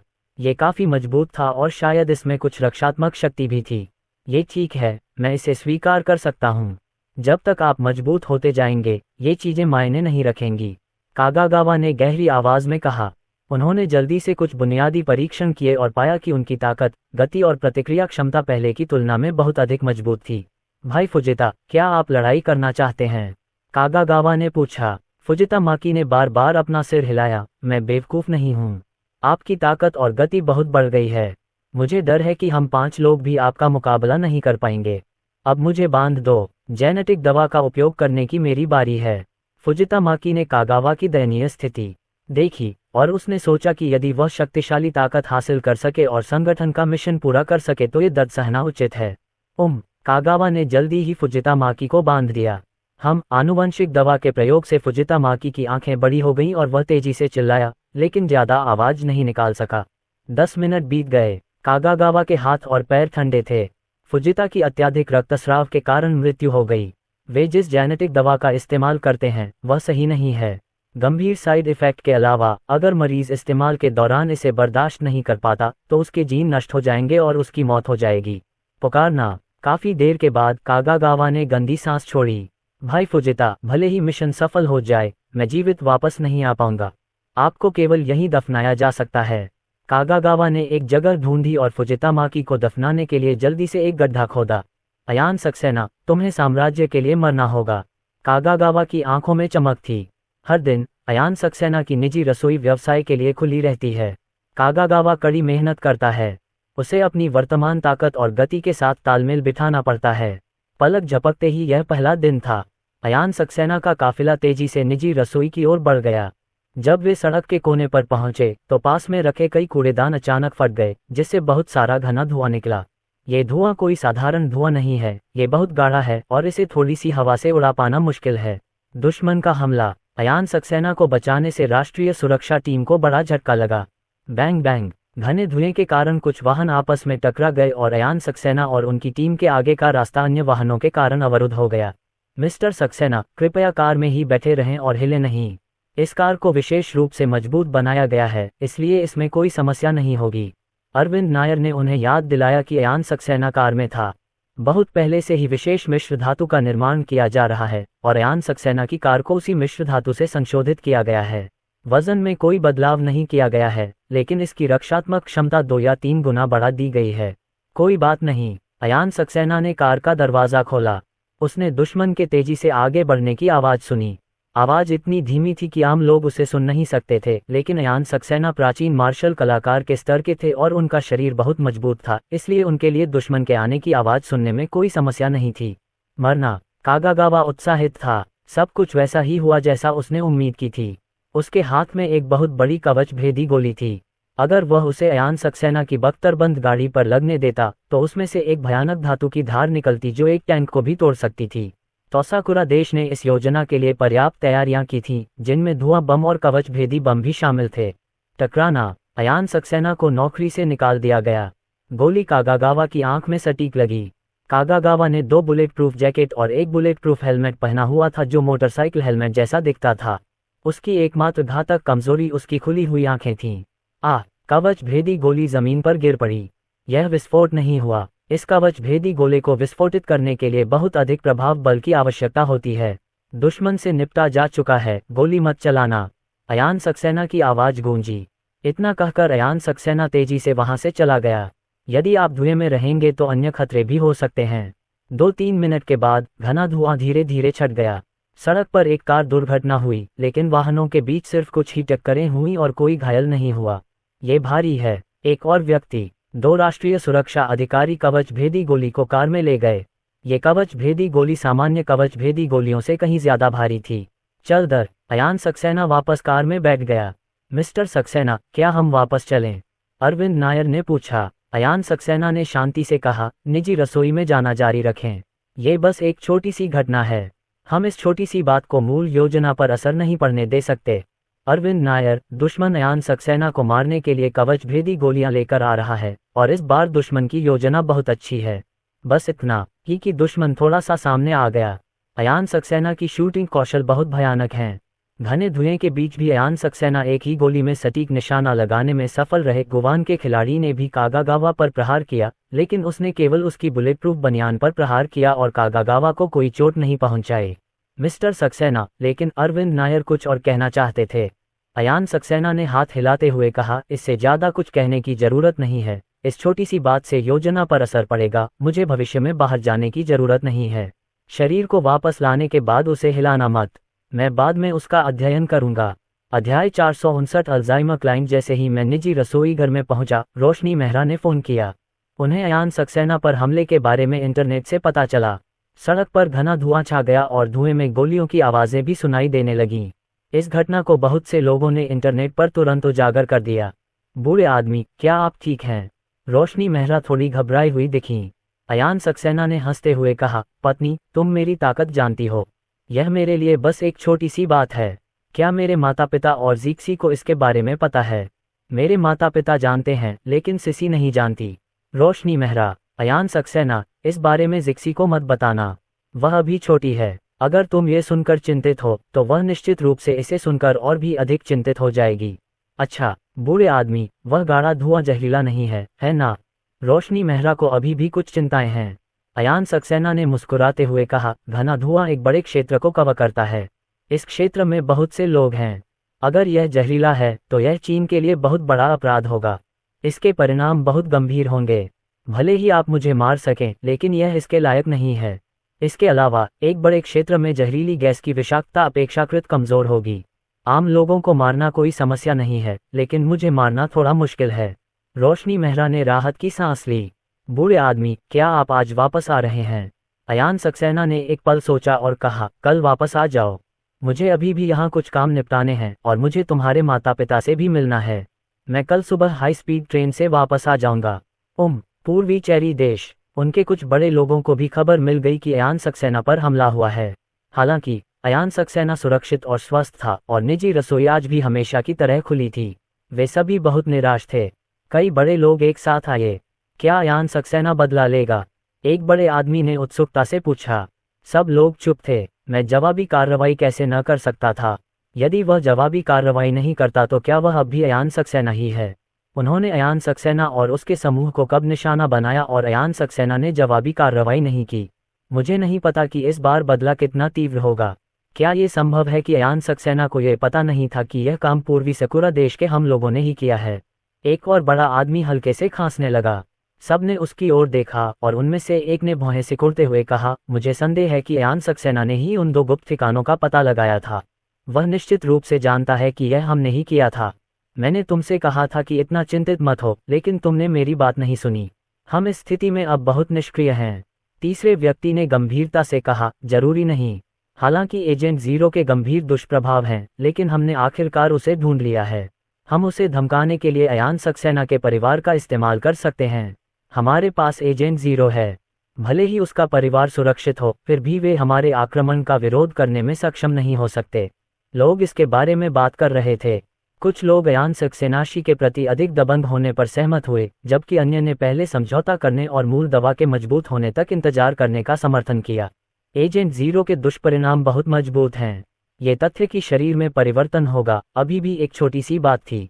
समस्या ये थी कि पोषण नंबर 0 के उपयोग के साथ भी एक उच्च स्तरीय निंजा केवल 1 महीने तक जीवित रह सकता था और तत्काल मृत्यु की 30% संभावना भी थी। अब शांति है। आइए देखते हैं कि अयान सक्सेना आगे क्या करता है, प्रमुख बॉस ने गहरी आवाज में कहा। निजी रसोईघर में अयान सक्सेना ने अतिथि का स्वागत किया, जिन्होंने आज के लिए अपॉइंटमेंट लिया था। आज के अतिथि यूरोप से हैं। वह एक शक्तिशाली परिवार का मुखिया हुआ करता था, लेकिन अब उसे अल्जाइमर रोग है। परिवार का प्रबंधन उसका सबसे बड़ा बेटा करता है, जिसकी क्षमता उससे बहुत कमजोर है। इस बार उनका दूसरा बेटा उन्हें यहाँ लेकर आया।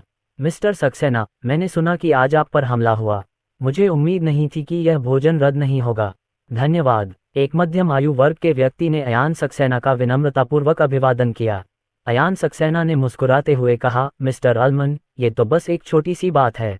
आप इतनी छोटी सी बात के लिए अपनी योजना कैसे बदल सकते हैं? यरमन, मिस्टर सक्सेना, मैंने यह अनुबंध अपने पिता के नाम पर किया है। मेरे पिता की हालत अब ठीक नहीं है। मिस्टर सक्सेना, आप एक महान डॉक्टर हैं। मुझे आश्चर्य है कि क्या आप उनका इलाज कर सकते हैं। अयान सक्सेना ने एक बूढ़े आदमी की ओर देखा। बूढ़ा आदमी चुपचाप व्हीलचेयर पर बैठा था। वह दुबला पतला था, लेकिन उसके कपड़े साफ सुथरे थे। श्री आर्मंड, आपके पिता की हालत ठीक नहीं है। वे अल्जाइमर रोग के अंतिम चरण में हैं। डॉक्टर का निदान है कि आपके पिता 2 साल से अधिक जीवित नहीं रहेंगे। अयान सक्सेनायु, अल्जाइमर रोग से ग्रस्त व्यक्ति 10 या 8 साल तक जीवित रह सकता है, लेकिन आर्मंड के पिता पहले से ही इस बीमारी के अंतिम चरण में थे। मेरे शरीर में अब कई अन्य बीमारियां हैं। मिस्टर सक्सेना, आप सही हैं। क्या मेरे पिता को बचाया जा सकता है? आर्मंड ने पूछा। अयान सक्सेना, चलो पहले खाना खा लें, खाना ठंडा हो रहा है। अच्छा। वे दोनों बैठ गए और बूढ़े आदमी के घर का नौकर एक व्हीलचेयर को पास ले आया। उसने एक सविंग चॉपस्टिक से बूढ़े आदमी के लिए कुछ खाना उठाया और उसे खिलाना शुरू कर दिया। उसे इसकी बहुत कम उम्मीद थी। सामान्यतः बुजुर्ग लोग बहुत कम खाते हैं और जीवित रहने के लिए मूलतः अंतःशिरा ड्रिप पर निर्भर रहते हैं। जब कटी हुई सब्जियां बूढ़े आदमी के मुंह में डाली गईं, तो उसका मुंह सचमुच हिलने लगा। खाना खत्म करने के बाद उसने फिर से अपना मुंह खोला और खाने की इच्छा हुई। मिस्टर सक्सेना, ये आर्मंड आश्चर्यचकित था। वह अपने पिता की स्थिति के बारे में जानता था। अयान सक्सेना मुस्कुराया और बोला, मिस्टर आर्मंड, चलिए शुरू करते हैं। खाना खाने के बाद मैं आपको आपके पिता की बीमारी के बारे में बताऊंगा। अच्छा। आर्मंड ने खाना शुरू किया। जब खाना उसके मुंह में गया तो उसे पता चल गया कि उसके पिता उसे क्यों खाना चाहते हैं। अयान सक्सेना द्वारा पकाया गया खाना उसके द्वारा अब तक खाए गए किसी भी भोजन से बेहतर था, और यह बहुत बेहतर था। अधिक स्वादिष्ट भोजन खाने की इच्छा होना स्वाभाविक है। मिस्टर सक्सेना, आप जो खाना पकाते हैं वह बहुत स्वादिष्ट है। मैंने बहुत स्वादिष्ट खाना खाया है, लेकिन इतना स्वादिष्ट खाना मैंने कभी नहीं खाया। आर्मंड ने कहा। अयान सक्सेना ने हल्का सा मुस्कुराते हुए कहा, मिस्टर आर्मंड, क्या आप पीना चाहेंगे? मैं आमतौर पर शराब नहीं पीता, लेकिन आज मुझे थोड़ी शराब पीनी पड़ेगी। अरमांडो, उनके बगल में वाइन कैबिनेट में शराब रखी थी और अयान सक्सेना ने एक बोतल निकाली। आर्मंड को शराब पीने की अच्छी आदत थी, इसलिए उन दोनों ने बोतल खत्म कर दी। मिस्टर सक्सेना, मेरे पिता की स्थिति, पहले मैं तुम्हारे पिता की नब्ज देख लूं। अयान सक्सेना ने आर्मंड के पिता विल्फ्रेड की नब्ज टटोली। मिस्टर आर्मंड, मैं आपके पिता की बीमारी का इलाज कर सकता हूं। एक्यूपंक्चर और दवा के संयोजन से आपके पिता सामान्य हो सकते हैं। अनुमान है कि पूरी प्रक्रिया में 1 से 2 महीने का समय लगेगा।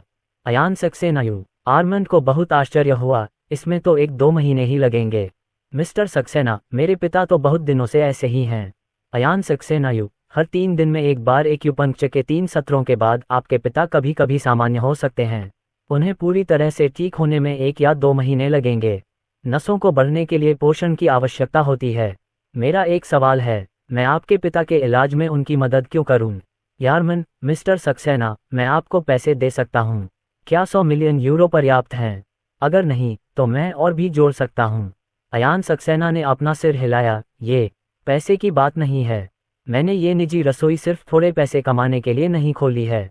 आर्मंड ने सिर हिलाया। मुझे पता है कि एक भोजन के लिए 5 मिलियन यूरो महंगा है, लेकिन अयान सक्सेना की स्थिति को देखते हुए वह अन्य तरीकों से आसानी से इतना पैसा कमा सकता है। मिस्टर सक्सेना, आप क्या चाहते हैं? आर्मंड ने पूछा। अयान सक्सेना ने हंसते हुए कहा, मिस्टर आर्मंड, आपका परिवार कई महत्वपूर्ण बंदरगाहों पर नियंत्रण रखता है। क्या आप मुझे कुछ बेच सकते हैं? अध्याय 460। क्या यही हिगाशिनागाकू की आनुवंशिक तकनीक की सीमा है? आर्मंड ने झिझकते हुए कहा, मिस्टर सक्सेना, मैं ऐसा करने को तैयार हूं, लेकिन मैं बंदरगाह आपको बेचने का फैसला नहीं कर सकता। आखिरकार मेरे सबसे बड़े भाई हमारे परिवार के मालिक हैं। अगर मेरे पिता ठीक हो गए होते तो वे निश्चित रूप से तैयार होते। अयान सक्सेना इसके बारे में सोच रहे थे। आर्मंड का बड़ा भाई चीन के प्रति दोस्ताना नहीं है, लेकिन आर्मंड चीन के प्रति ज्यादा दोस्ताना है। अगर वह होता तो वह ज्यादा दोस्ताना होता, लेकिन उत्तराधिकार के लिए विल्फ्रेड के ठीक होने तक इंतजार करना पड़ा। श्रीमान आर्मंड, हम पहले समझौते पर हस्ताक्षर कर सकते हैं। मैं आपके पिता को उनकी मानसिक स्थिति को ठीक करने के लिए 3 एक्यूपंक्चर उपचार दूंगा। अयान सक्सेना ने कहा। यारमन ने प्रसन्नतापूर्वक कहा, मिस्टर सक्सेना, मेरे पिता जब जागेंगे तो वह बंदरगाह आपको अवश्य बेच देंगे। रात्रि भोजन के बाद अयान सक्सेना ने आर्मंड के पिता को एक्यूपंक्चर दिया। मिस्टर आर्मंड, मैं 3 दिन बाद और 6 दिन बाद शाही राजधानी जाऊंगा। आप लोग शाही राजधानी जाएं। मैं वहां आपके पिता को एक्यूपंक्चर दूंगा। अयान सक्सेना ने कहा। आर्मंड ने सिर हिलाया। उसने अपने पिता की ओर झिझकते हुए देखा और कहा, मिस्टर सक्सेना, क्या वह 3 बार के बाद जाग जाएगा? मैंने अभी एक बार एक्यूपंक्चर करवाया है और ऐसा लगता है कि उसका कोई स्पष्ट प्रभाव नहीं है। अयान सक्सेना, आपके पिता को मानसिक समस्या है। जब तक वह एक हद तक ठीक नहीं हो जाते तब तक वह होश में नहीं आएंगे। अगर आपके पिता कभी कभी होश में आना चाहते हैं तो उन्हें कम से कम 3 एक्यूपंक्चर उपचार की आवश्यकता होगी। आपको मेरी बताई दवा भी समय पर लेनी होगी। आर्मंड ने सिर हिलाया। रात्रि भोजन के बाद अयान सक्सेना जियुवान समुदाय के पास राष्ट्रीय सुरक्षा बेस पर पहुंचे। आसपास कोई राष्ट्रीय सुरक्षा बेस नहीं था, इसलिए राष्ट्रीय सुरक्षा दल ने अयान सक्सेना की सुरक्षा के लिए यहां एक बेस बनाया। अयान सक्सेना के सामने आए लियांग जिंगटिन। उन्होंने क्षमा मांगते हुए कहा, मिस्टर सक्सेना, हमने जांच में अच्छा काम नहीं किया। मुझे खेद है कि आज सुबह आप डर गए। अयान सक्सेना ने मुस्कुराते हुए कहा, कैप्टन लियांग, हालांकि कुछ लोग मेरी सुरक्षा कर रहे हैं, लेकिन क्या आप अपने कुछ लोगों के साथ मेरे गुजरने वाले हर स्थान की जांच कर सकते हैं? मुझे पता है कि क्या अपरिहार्य है और क्या कार्य संबंधी त्रुटि है। मैंने उच्च अधिकारियों को बता दिया है कि आज यह आपकी गलती नहीं है। लियांग जिंगटियन ने कृतज्ञतापूर्वक कहा, श्री सक्सेना, धन्यवाद। हम निश्चित रूप से किसी भी और समस्या से बचने के लिए कड़ी मेहनत करेंगे। अयान सक्सेना, शरीर कहाँ है? लियांग जिंगटियन ने जल्दी से अयान सक्सेना को मुर्दाघर में ले जाया। शव को कम तापमान वाले फ्रीजर में रखा गया था और लियांग जिंगटियन ने खुद शव को बाहर निकाला और उसे बगल के जांच कक्ष में ले गया। अयान सक्सेना ने कागावा के चेहरे की ओर देखा। उसके चेहरे और छाती पर ढेर सारे बारीक शल्क थे, लेकिन अयान सक्सेना ने अभी तक उसकी पीठ पर शल्क नहीं देखे थे। श्री सक्सेना, हमने उनकी बुनियादी जांच की है और जांच के परिणाम ये हैं। लियांग जिंगटियन ने अयान सक्सेना को ढेर सारी जानकारी सौंपी। अयान सक्सेना ने कहा, सीधे मुद्दे पर आइए। हाँ, लियांग जिंगटियन ने सिर हिलाया। उसके शरीर में कोई विषाक्त पदार्थ नहीं है। हमने उसमें कई तरह के जानवरों के जीन पाए हैं और ये जीन उसके जीन के साथ मिल गए हैं। उसकी कोशिका संरचना बदल गई है। हमारा अनुमान है कि उसकी ताकत और गति बढ़ गई है। उसकी ताकत एक सामान्य व्यक्ति की तुलना में 3 गुना हो सकती है। इसके अलावा हमने पाया कि उसे विशेष प्रशिक्षण प्राप्त हुआ था। वह संभवतः पूर्वी सकुरा देश का निंजा है। अयान सक्सेना ने दस्ताने पहनकर सावधानीपूर्वक जांच की तथा कोशिका के नमूनों की जांच के लिए माइक्रोस्कोप का भी इस्तेमाल किया। तोसाकुरा ने वास्तव में एक आनुवंशिक दवा विकसित की है, लेकिन ये बहुत अपरिष्कृत है और आम लोग इसका उपयोग केवल 3 दिनों तक ही कर सकते हैं। ये व्यक्ति तोसाकुरा देश का एक उच्च स्तरीय निंजा होना चाहिए। उसके जैसा कोई व्यक्ति 30 दिनों तक इसका उपयोग करने में सक्षम हो सकता है। अयान सक्सेना ने बात की। लियांग जिंगटियन की अभिव्यक्ति बदल गई। मिस्टर सक्सेना, क्या तोसाकुरा देश के उच्च स्तरीय निंजा इसका उपयोग 30 दिनों तक कर सकते हैं? यदि हमारे अपने लोग आनुवंशिक दवा का उपयोग करते हैं तो ये केवल 30 दिनों तक चल सकता है, जो बहुत कम है। यदि दुश्मन इसका उपयोग करता है तो ये 30 दिनों तक चल सकता है, जो लियांग जिंगटियन को बहुत लंबा लगता है। ये लगभग सही है। अयान सक्सेना ने सिर हिलाया। लियांग जिंगटियन ने भौहें सिकोड़ते हुए कहा, मिस्टर सक्सेना, क्या आप मुझे बता सकते हैं कि अगर ऐसा कोई व्यक्ति हम पर हमला करे तो जीतने के लिए हम में से कितने लोगों की जरूरत होगी? अयान सक्सेना, क्या आपको चिंता है कि युद्ध छिड़ने पर वे इसका इस्तेमाल करेंगे? लियांग जिंगटियन ने सिर हिलाया। अयान सक्सेना ने कहा, इस बारे में चिंता मत करो। क्या आपको लगता है कि इस तरह की बुनियादी दवा का निर्माण आकस्मिक रूप से किया जा सकता है? बुनियादी दवा की एक ट्यूब की कीमत करोड़ों रुपए हो सकती है, और आम लोगों में मृत्यु दर बहुत अधिक है। इतनी अधिक मृत्यु दर के साथ वे स्वयं सीधे तौर पर ढह जाएंगे।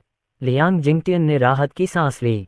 मिस्टर सक्सेना, इसका इस्तेमाल युद्ध में नहीं किया जा सकता। इनका इस्तेमाल सामान्य समय में महत्वपूर्ण लक्ष्यों पर हमला करने के लिए किया जा सकता है। मैं अभी भी जानना चाहता हूं कि यह मूल दवा कितनी शक्तिशाली है। अयान सक्सेना ने एक पल सोचा और कहा, एक उच्च स्तरीय निंजा द्वारा इसका उपयोग करने के बाद इसकी ताकत निंजा स्तर के 6 या 7 निंजा के बराबर होगी। सिस्कार। लियांग जिंगटियन ने ठंडी हवा में सांस ली। पूर्वी सकुरा देश के उच्च स्तरीय निंजा बहुत शक्तिशाली हैं, और 6 या 7 उच्च स्तरीय निंजा की विनाशकारी शक्ति को कम करके नहीं आंका जाना चाहिए। अयान सक्सेना ने कहा, कैप्टन लियांग, ज्यादा चिंता मत करो। भले ही तुम्हारे पास 6 या 7 उच्च स्तरीय निंजा की ताकत हो, लेकिन तुम गोलियों का विरोध नहीं कर सकते। अगर तुम्हारे महत्वपूर्ण अंगों पर गोली लगी तो तुम मर जाओगे। इसके अलावा तोसाकुरा देश में उच्च स्तरीय निंजा बहुत कम है, और उच्च स्तरीय निंजा को प्रशिक्षित करने में बहुत अधिक खर्च आता है। लियांग जिंगटियन ने हल्का सा सिर हिलाया। उसका भाव अभी भी कुछ गंभीर था। वह अयान सक्सेना की सुरक्षा बढ़ाने के लिए अपने उच्च अधिकारियों से आवेदन करना चाहता था। मिस्टर सक्सेना, क्या आप इस तरह की बुनियादी दवा बना सकते हैं? लियांग जिंगटियन ने पूछा। अयान सक्सेना, हाँ, और हम इसे और भी बेहतर बना सकते हैं।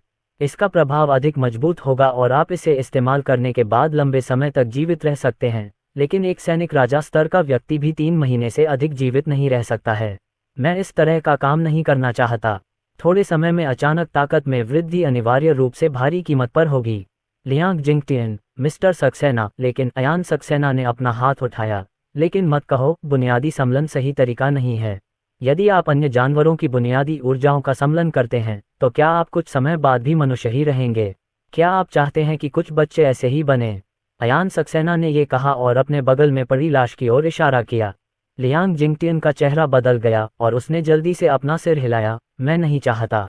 मिस्टर सक्सेना, अगर डोंगबेंग देश ऐसा करता है तो क्या ये भविष्य में पूरी मानव जाति को प्रदूषित कर देगा?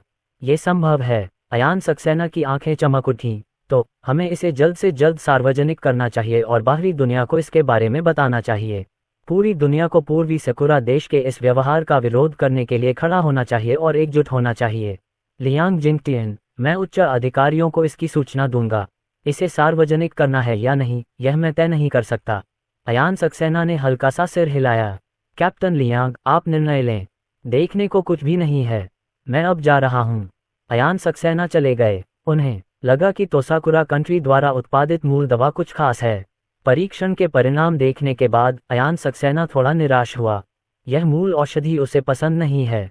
शाम को अयान सक्सेना जू के घर गया। माता पिता अयान सक्सेना ने मुस्कुराते हुए राजीव कुमार, सविता मेहरा और अन्य लोगों से कहा। सविता मेहरा ने अयान सक्सेना की ओर देखा और पूछा, अर्जुन सक्सेना, तुम ठीक हो? तुम्हारे हमले की खबर हर जगह फैल गई है। अयान सक्सेना ने हंसते हुए कहा, मैं ठीक हूँ माँ, आप जानती हैं कि मैं कितना मजबूत हूँ। मेरी अपनी सुरक्षा की चिंता मत करो। राजीव कुमार ने चेतावनी देते हुए कहा, अर्जुन सक्सेना, आप बहुत मजबूत हैं, लेकिन आपको लापरवाह नहीं होना चाहिए। खुद को मुसीबत में मत पड़ने दीजिए। अयान सक्सेना ने सिर हिलाया। राजीव कुमार, अर्जुन सक्सेना, मानव रोबोट विकसित करने में कितना समय लगेगा? शायद इसका इस्तेमाल सुरक्षा के लिए किया जा सकता है। अयान सक्सेना ने मुस्कुराते हुए कहा, जल्द ही। मानव सदृश रोबोट आमतौर पर बेकार होते हैं। अगर हम ऐसा रोबोट बनाना चाहते हैं तो हमें समय रहते कुछ बेहतर बनाना होगा। अनिंदिता सक्सेना हाल ही में रोबोट के साथ काफी खेल रहे हैं और उनकी रोबोट निर्माण तकनीक ग्रैंड मास्टर स्तर तक पहुंचने वाली है। अध्याय 461 कैप्टन लियांग, क्या ये ज़ोंबी है? राजीव कुमार और अन्य लोगों के साथ भोजन समाप्त करने के बाद अयान सक्सेना अध्ययन कक्ष में चले गए। URL दर्ज करें और ज़ियाओबेई का चित्र प्रकट हो जाएगा। मालिक। सिमरन ने अयान सक्सेना को देखा तो चिल्ला पड़ी। अयान सक्सेना ने गहरी आवाज में कहा, सिमरन, मुझ पर हमला हुआ है। जिस व्यक्ति ने मुझ पर हमला किया है वह तोसाकुरा देश का कोई वरिष्ठ निंजा होगा। आपको उसकी पहचान की पुष्टि करनी होगी और पता लगाना होगा कि इसके पीछे कौन है। हाँ मास्टर। ज़ियाओबेई ने सिर हिलाया। इसने तुरंत ईस्ट सकुरा कंट्री की वेबसाइट पर खोज शुरू कर दी। ज़ियाओबेई की खोज की गति अयान सक्सेना की तुलना में अनगिनत गुना तेज थी। अयान सक्सेना की हैकिंग स्किल्स बहुत उन्नत हैं और उसकी याददाश्त भी बहुत अच्छी है, लेकिन उसकी आंखें एक सेकंड में जो कुछ देख सकती हैं उसकी एक सीमा है। ज़ियाओबेई अनगिनत डेटा को तुरंत खोजने के लिए 3 सुपर कंप्यूटरों पर निर्भर करता है। मास्टर, 2 लोग हैं जो आप पर हमला करने वाले हैं। एक का नाम कागावा है और दूसरे का नाम फुजिता माकी है। हो सकता है कि फुजिता माकी इस क्षेत्र में आने के बाद वापस न गया हो। ज़ियाओबेई ने एक नक्शा दिखाया। इनमें से एक क्षेत्र लाल रेखाओं से घिरा हुआ है। यह क्षेत्र बहुत बड़ा नहीं है, इसलिए खोज में ज्यादा समय नहीं लगता। सिमरन, शायद, शब्द का प्रयोग क्यों किया? अयान सक्सेना ने पूछा। ज़ियाओबेई, मास्टर, फुजिता माकी कार में छिपकर भाग सकता था या वह सीवर के रास्ते भी उस क्षेत्र से निकल सकता था, लेकिन दोनों में से कोई भी संभावना बहुत अधिक नहीं है। आपने मेरे नाम से लियांग जिंगटियन को संदेश भेजा था। अयान सक्सेना ने कहा। हाँ मास्टर। ज़ियाओबेई ने नक्शा अरुण राव को दे दिया। ये भी खबर जारी की गई कि फुजिता माकी इस क्षेत्र में हो सकता है। चल दर। लियांग जिंगटियन को खबर मिली और उन्होंने जल्दी से इसे फैला दिया। कुछ राष्ट्रीय सुरक्षा अधिकारी और कई पुलिस अधिकारी लाल रेखाओं से घिरे क्षेत्र में पहुंचे। इस क्षेत्र में एक परित्यक्त फैक्ट्री है जो घास फूस से घिरी हुई है। बस ड्रोन ने इलाके की बारीकी से तलाशी ली। थर्मल इमेजिंग से पता चला कि यहाँ कोई छिपा नहीं था। Woof woof. कई पुलिस कुत्ते जिन्हें वहां लाया गया था बाहर भागे। बहुत समय नहीं बीता था कि उन्हें वह स्थान मिल गया जहां शव दफनाए गए थे। लियांग जिंगटियन आया और प्रमुख पुलिस अधिकारी से कहा, कैप्टन जियांग, आपकी मदद के लिए धन्यवाद, लेकिन निम्नलिखित बातें अधिक लोगों को जानने के लिए उपयुक्त नहीं हैं। क्या आप कृपया? कैप्टन जियांग ने सिर हिलाया। उन्होंने आसपास की पुलिस को वहां से हटने का आदेश दिया, लेकिन वे स्वयं वहां से नहीं गए। लियांग जिंगटियन ने और कुछ नहीं कहा। लाश का रहस्य बहुत से लोगों को नहीं पता हो सकता, लेकिन कैप्टन जियांग आपराधिक पुलिस का कप्तान है, इसलिए उसके लिए इसे जानना कोई समस्या नहीं है। भविष्य में कुछ ऐसी परिस्थितियां आएंगी जहां हमें उनकी सहायता की आवश्यकता होगी। शव को ज्यादा गहराई में नहीं दफनाया गया था। कुछ ही मिनटों में लियांग जिंगटियन और उनकी टीम ने शव को बाहर निकाल लिया। शव खून से लथपथ था और उसके नाखून काले थे। ये नाखून इंसान जैसे नहीं लगते। कैप्टन लियांग, क्या ये ज़ोंबी है? कैप्टन जियांग ने कुछ अविश्वास के साथ कहा। लियांग जिंगटियन ने अपना सिर हिलाया। यह कोई ज़ॉम्बी नहीं है। उसने जेनेटिक दवाओं का इस्तेमाल किया है। ये पंजा कुछ हद तक बाज के पंजे जैसा दिखता है। जेनेटिक दवाओं का इस्तेमाल करते समय वह जरूर बेहोश हो गया होगा। कैप्टन जियांग ने भौहें सिकोड़ी। क्या वह तोसाकुरा से है? लियांग जिंगटियन ने सिर हिलाया। वह तोसाकुरा का एक निंजा है। कैप्टन जियांग, कृपया इस रहस्य को फिलहाल न फैलाएं। मैंने पहले ही उच्च अधिकारियों को इसकी सूचना दे दी है। देखते हैं वे क्या सोचते हैं। कैप्टन जियांग ने सिर हिलाया। लियांग जिंगटियन ने तुरंत ये खबर अयान सक्सेना को दी। उन्होंने अयान सक्सेना की कुछ तस्वीरें भी लीं। अयान सक्सेना को आश्चर्य नहीं हुआ, क्योंकि उन्हें काफी समय से पता था कि तोसाकुरा देश द्वारा विकसित आनुवंशिक दवा में बाज के जीन मौजूद हैं। अनुसंधान और विकास का लक्ष्य भले ही बाज जैसी दृष्टि प्राप्त करना हो, लेकिन उनके द्वारा विकसित आनुवंशिक दवा पर्याप्त अच्छी नहीं है और उसे स्वतंत्र रूप से नियंत्रित नहीं किया जा सकता। यदि आप भाग्यशाली हैं तो आप सचमुच बाज की तरह देख सकते हैं, लेकिन यदि आप बदकिस्मत हैं तो आप उत्परिवर्तित हो जाएंगे या यहाँ तक कि आनुवंशिक पतन हो जाएगा और सीधे मर जाएंगे। गुरुजी, मुझे मिल गया। इस बार इसका नेतृत्व तोसाकुरा प्रांत के असो परिवार ने किया। ज़ियाओबेई ने कहा। अयान सक्सेना ने पूछा, सिमरन, कृपया एक व्यापक गणना करें। आसो परिवार की ताकत शायद शिकियान परिवार से कई गुना अधिक है। सिमरन, इशिहारा परिवार की हालत बहुत खराब है। इशिहारा परिवार आर्थिक रूप से उन्मुख है, जबकि मा परिवार तोसाकुरा देश के शीर्ष परिवारों में से एक है जो सभी पहलुओं में मजबूत है। माबे परिवार इशिहारा परिवार से 7 या 8 गुना अधिक शक्तिशाली है। अयान सक्सेना, मा बिक्सियोंग है, श्री मा शियोंग मा परिवार से हैं, लेकिन वे मा परिवार की एक सहायक शाखा मात्र हैं। इस समय आनुवंशिक दवाओं पर शोध करने वाले प्रोफेसर मियाजाकी हैं और मा परिवार की मा ताई को परीक्षण विषय उपलब्ध कराने के लिए जिम्मेदार हैं। माबेई ताइगो, माबेई परिवार का प्रत्यक्ष वंशज है। सिमरन ने जवाब दिया। अयान सक्सेना ने हल्का सा सिर हिलाया।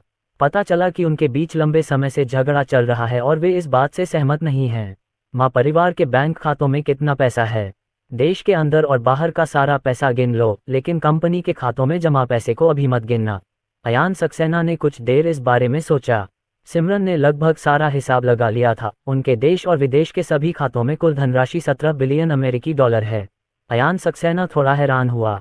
वे इतने अधिक नहीं हैं।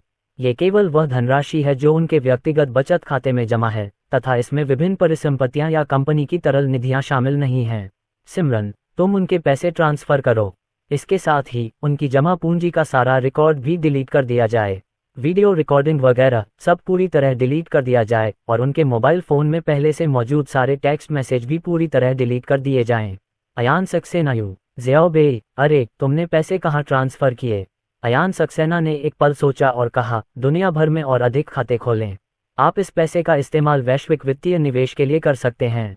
वह वित्त के बारे में ज़्यादा नहीं जानता और निवेश करने में भी अच्छा नहीं है, लेकिन ज़ियाओबेई समझती है। मानव बुद्धि के रूप में इंटरनेट पर इसकी बहुत मजबूत क्षमता है और यह प्रतिद्वंद्वी के कदम उठाने से पहले ही उसके इरादों को जान सकता है। ठीक है यार, छोटी बेयू। अयान सक्सेना, सिमरन, बहुत ज़्यादा पैसा मत बनाओ। 17 बिलियन अमेरिकी डॉलर की मूल पूंजी को थोड़े समय में 100 बिलियन तक बढ़ाया जा सकता है। ठीक है यार। तोसाकुरा देश में मामोरू परिवार एक व्यक्तिगत कैसीनो चलाता है। नमस्ते, आपके कार्ड का उपयोग भुगतान के लिए नहीं किया जा सकता। वेटर ने बैंक कार्ड लिया और माँ परिवार के व्यक्ति के पास जाकर फुसफुसाकर उससे कुछ कहा। वह कैसे संभव है? मेरे कार्ड में पैसे हैं। माँ परिवार के आदमी ने भौहें सिकोड़ी। बोलते बोलते उसने अपना सेल फोन निकाला और टेक्स्ट मैसेज खोला, लेकिन उसने हर जगह ढूंढा, लेकिन उसे यिन जियान का टेक्स्ट मैसेज रिमाइंडर नहीं मिला। विचित्रता, उसके पास वहां से जाने के अलावा कोई विकल्प नहीं था क्योंकि उसका बैंक कार्ड भुगतान नहीं कर सकता था। सौभाग्य से पास में एक बैंक था और वह पैसे निकालकर उसे मार सकता था। क्या चल रहा है? उस व्यक्ति ने पहले एटीएम में जाकर चेक किया और जब उसने बैलेंस देखा तो उसका चेहरा अचानक बदल गया। मूलतः उनके कार्ड में कई 100 मिलियन येन थे। अब ये शून्य दिखाता है। पैसे कहाँ हैं? मेरे पैसे कहाँ हैं? माँ परिवार का आदमी घबरा गया। वह जल्दी से घर गया और अपना दूसरा बैंक कार्ड ढूंढा, जो स्विस बैंक का एक गुमनाम बैंक कार्ड था। अंदर और भी पैसा है। वह जल्दी से जल्दी बैंक की ओर भागा, जहां वह पूछताछ कर सके। सबसे पहले तो आपके कार्ड में कोई पैसा नहीं है, चांदी कारीगर ने कोमल स्वर में कहा। यह कैसे संभव है? मेरे कार्ड पर अभी भी 20 मिलियन अमेरिकी डॉलर हैं। माँ परिवार का ये व्यक्ति बहुत शोर मचाने वाला है।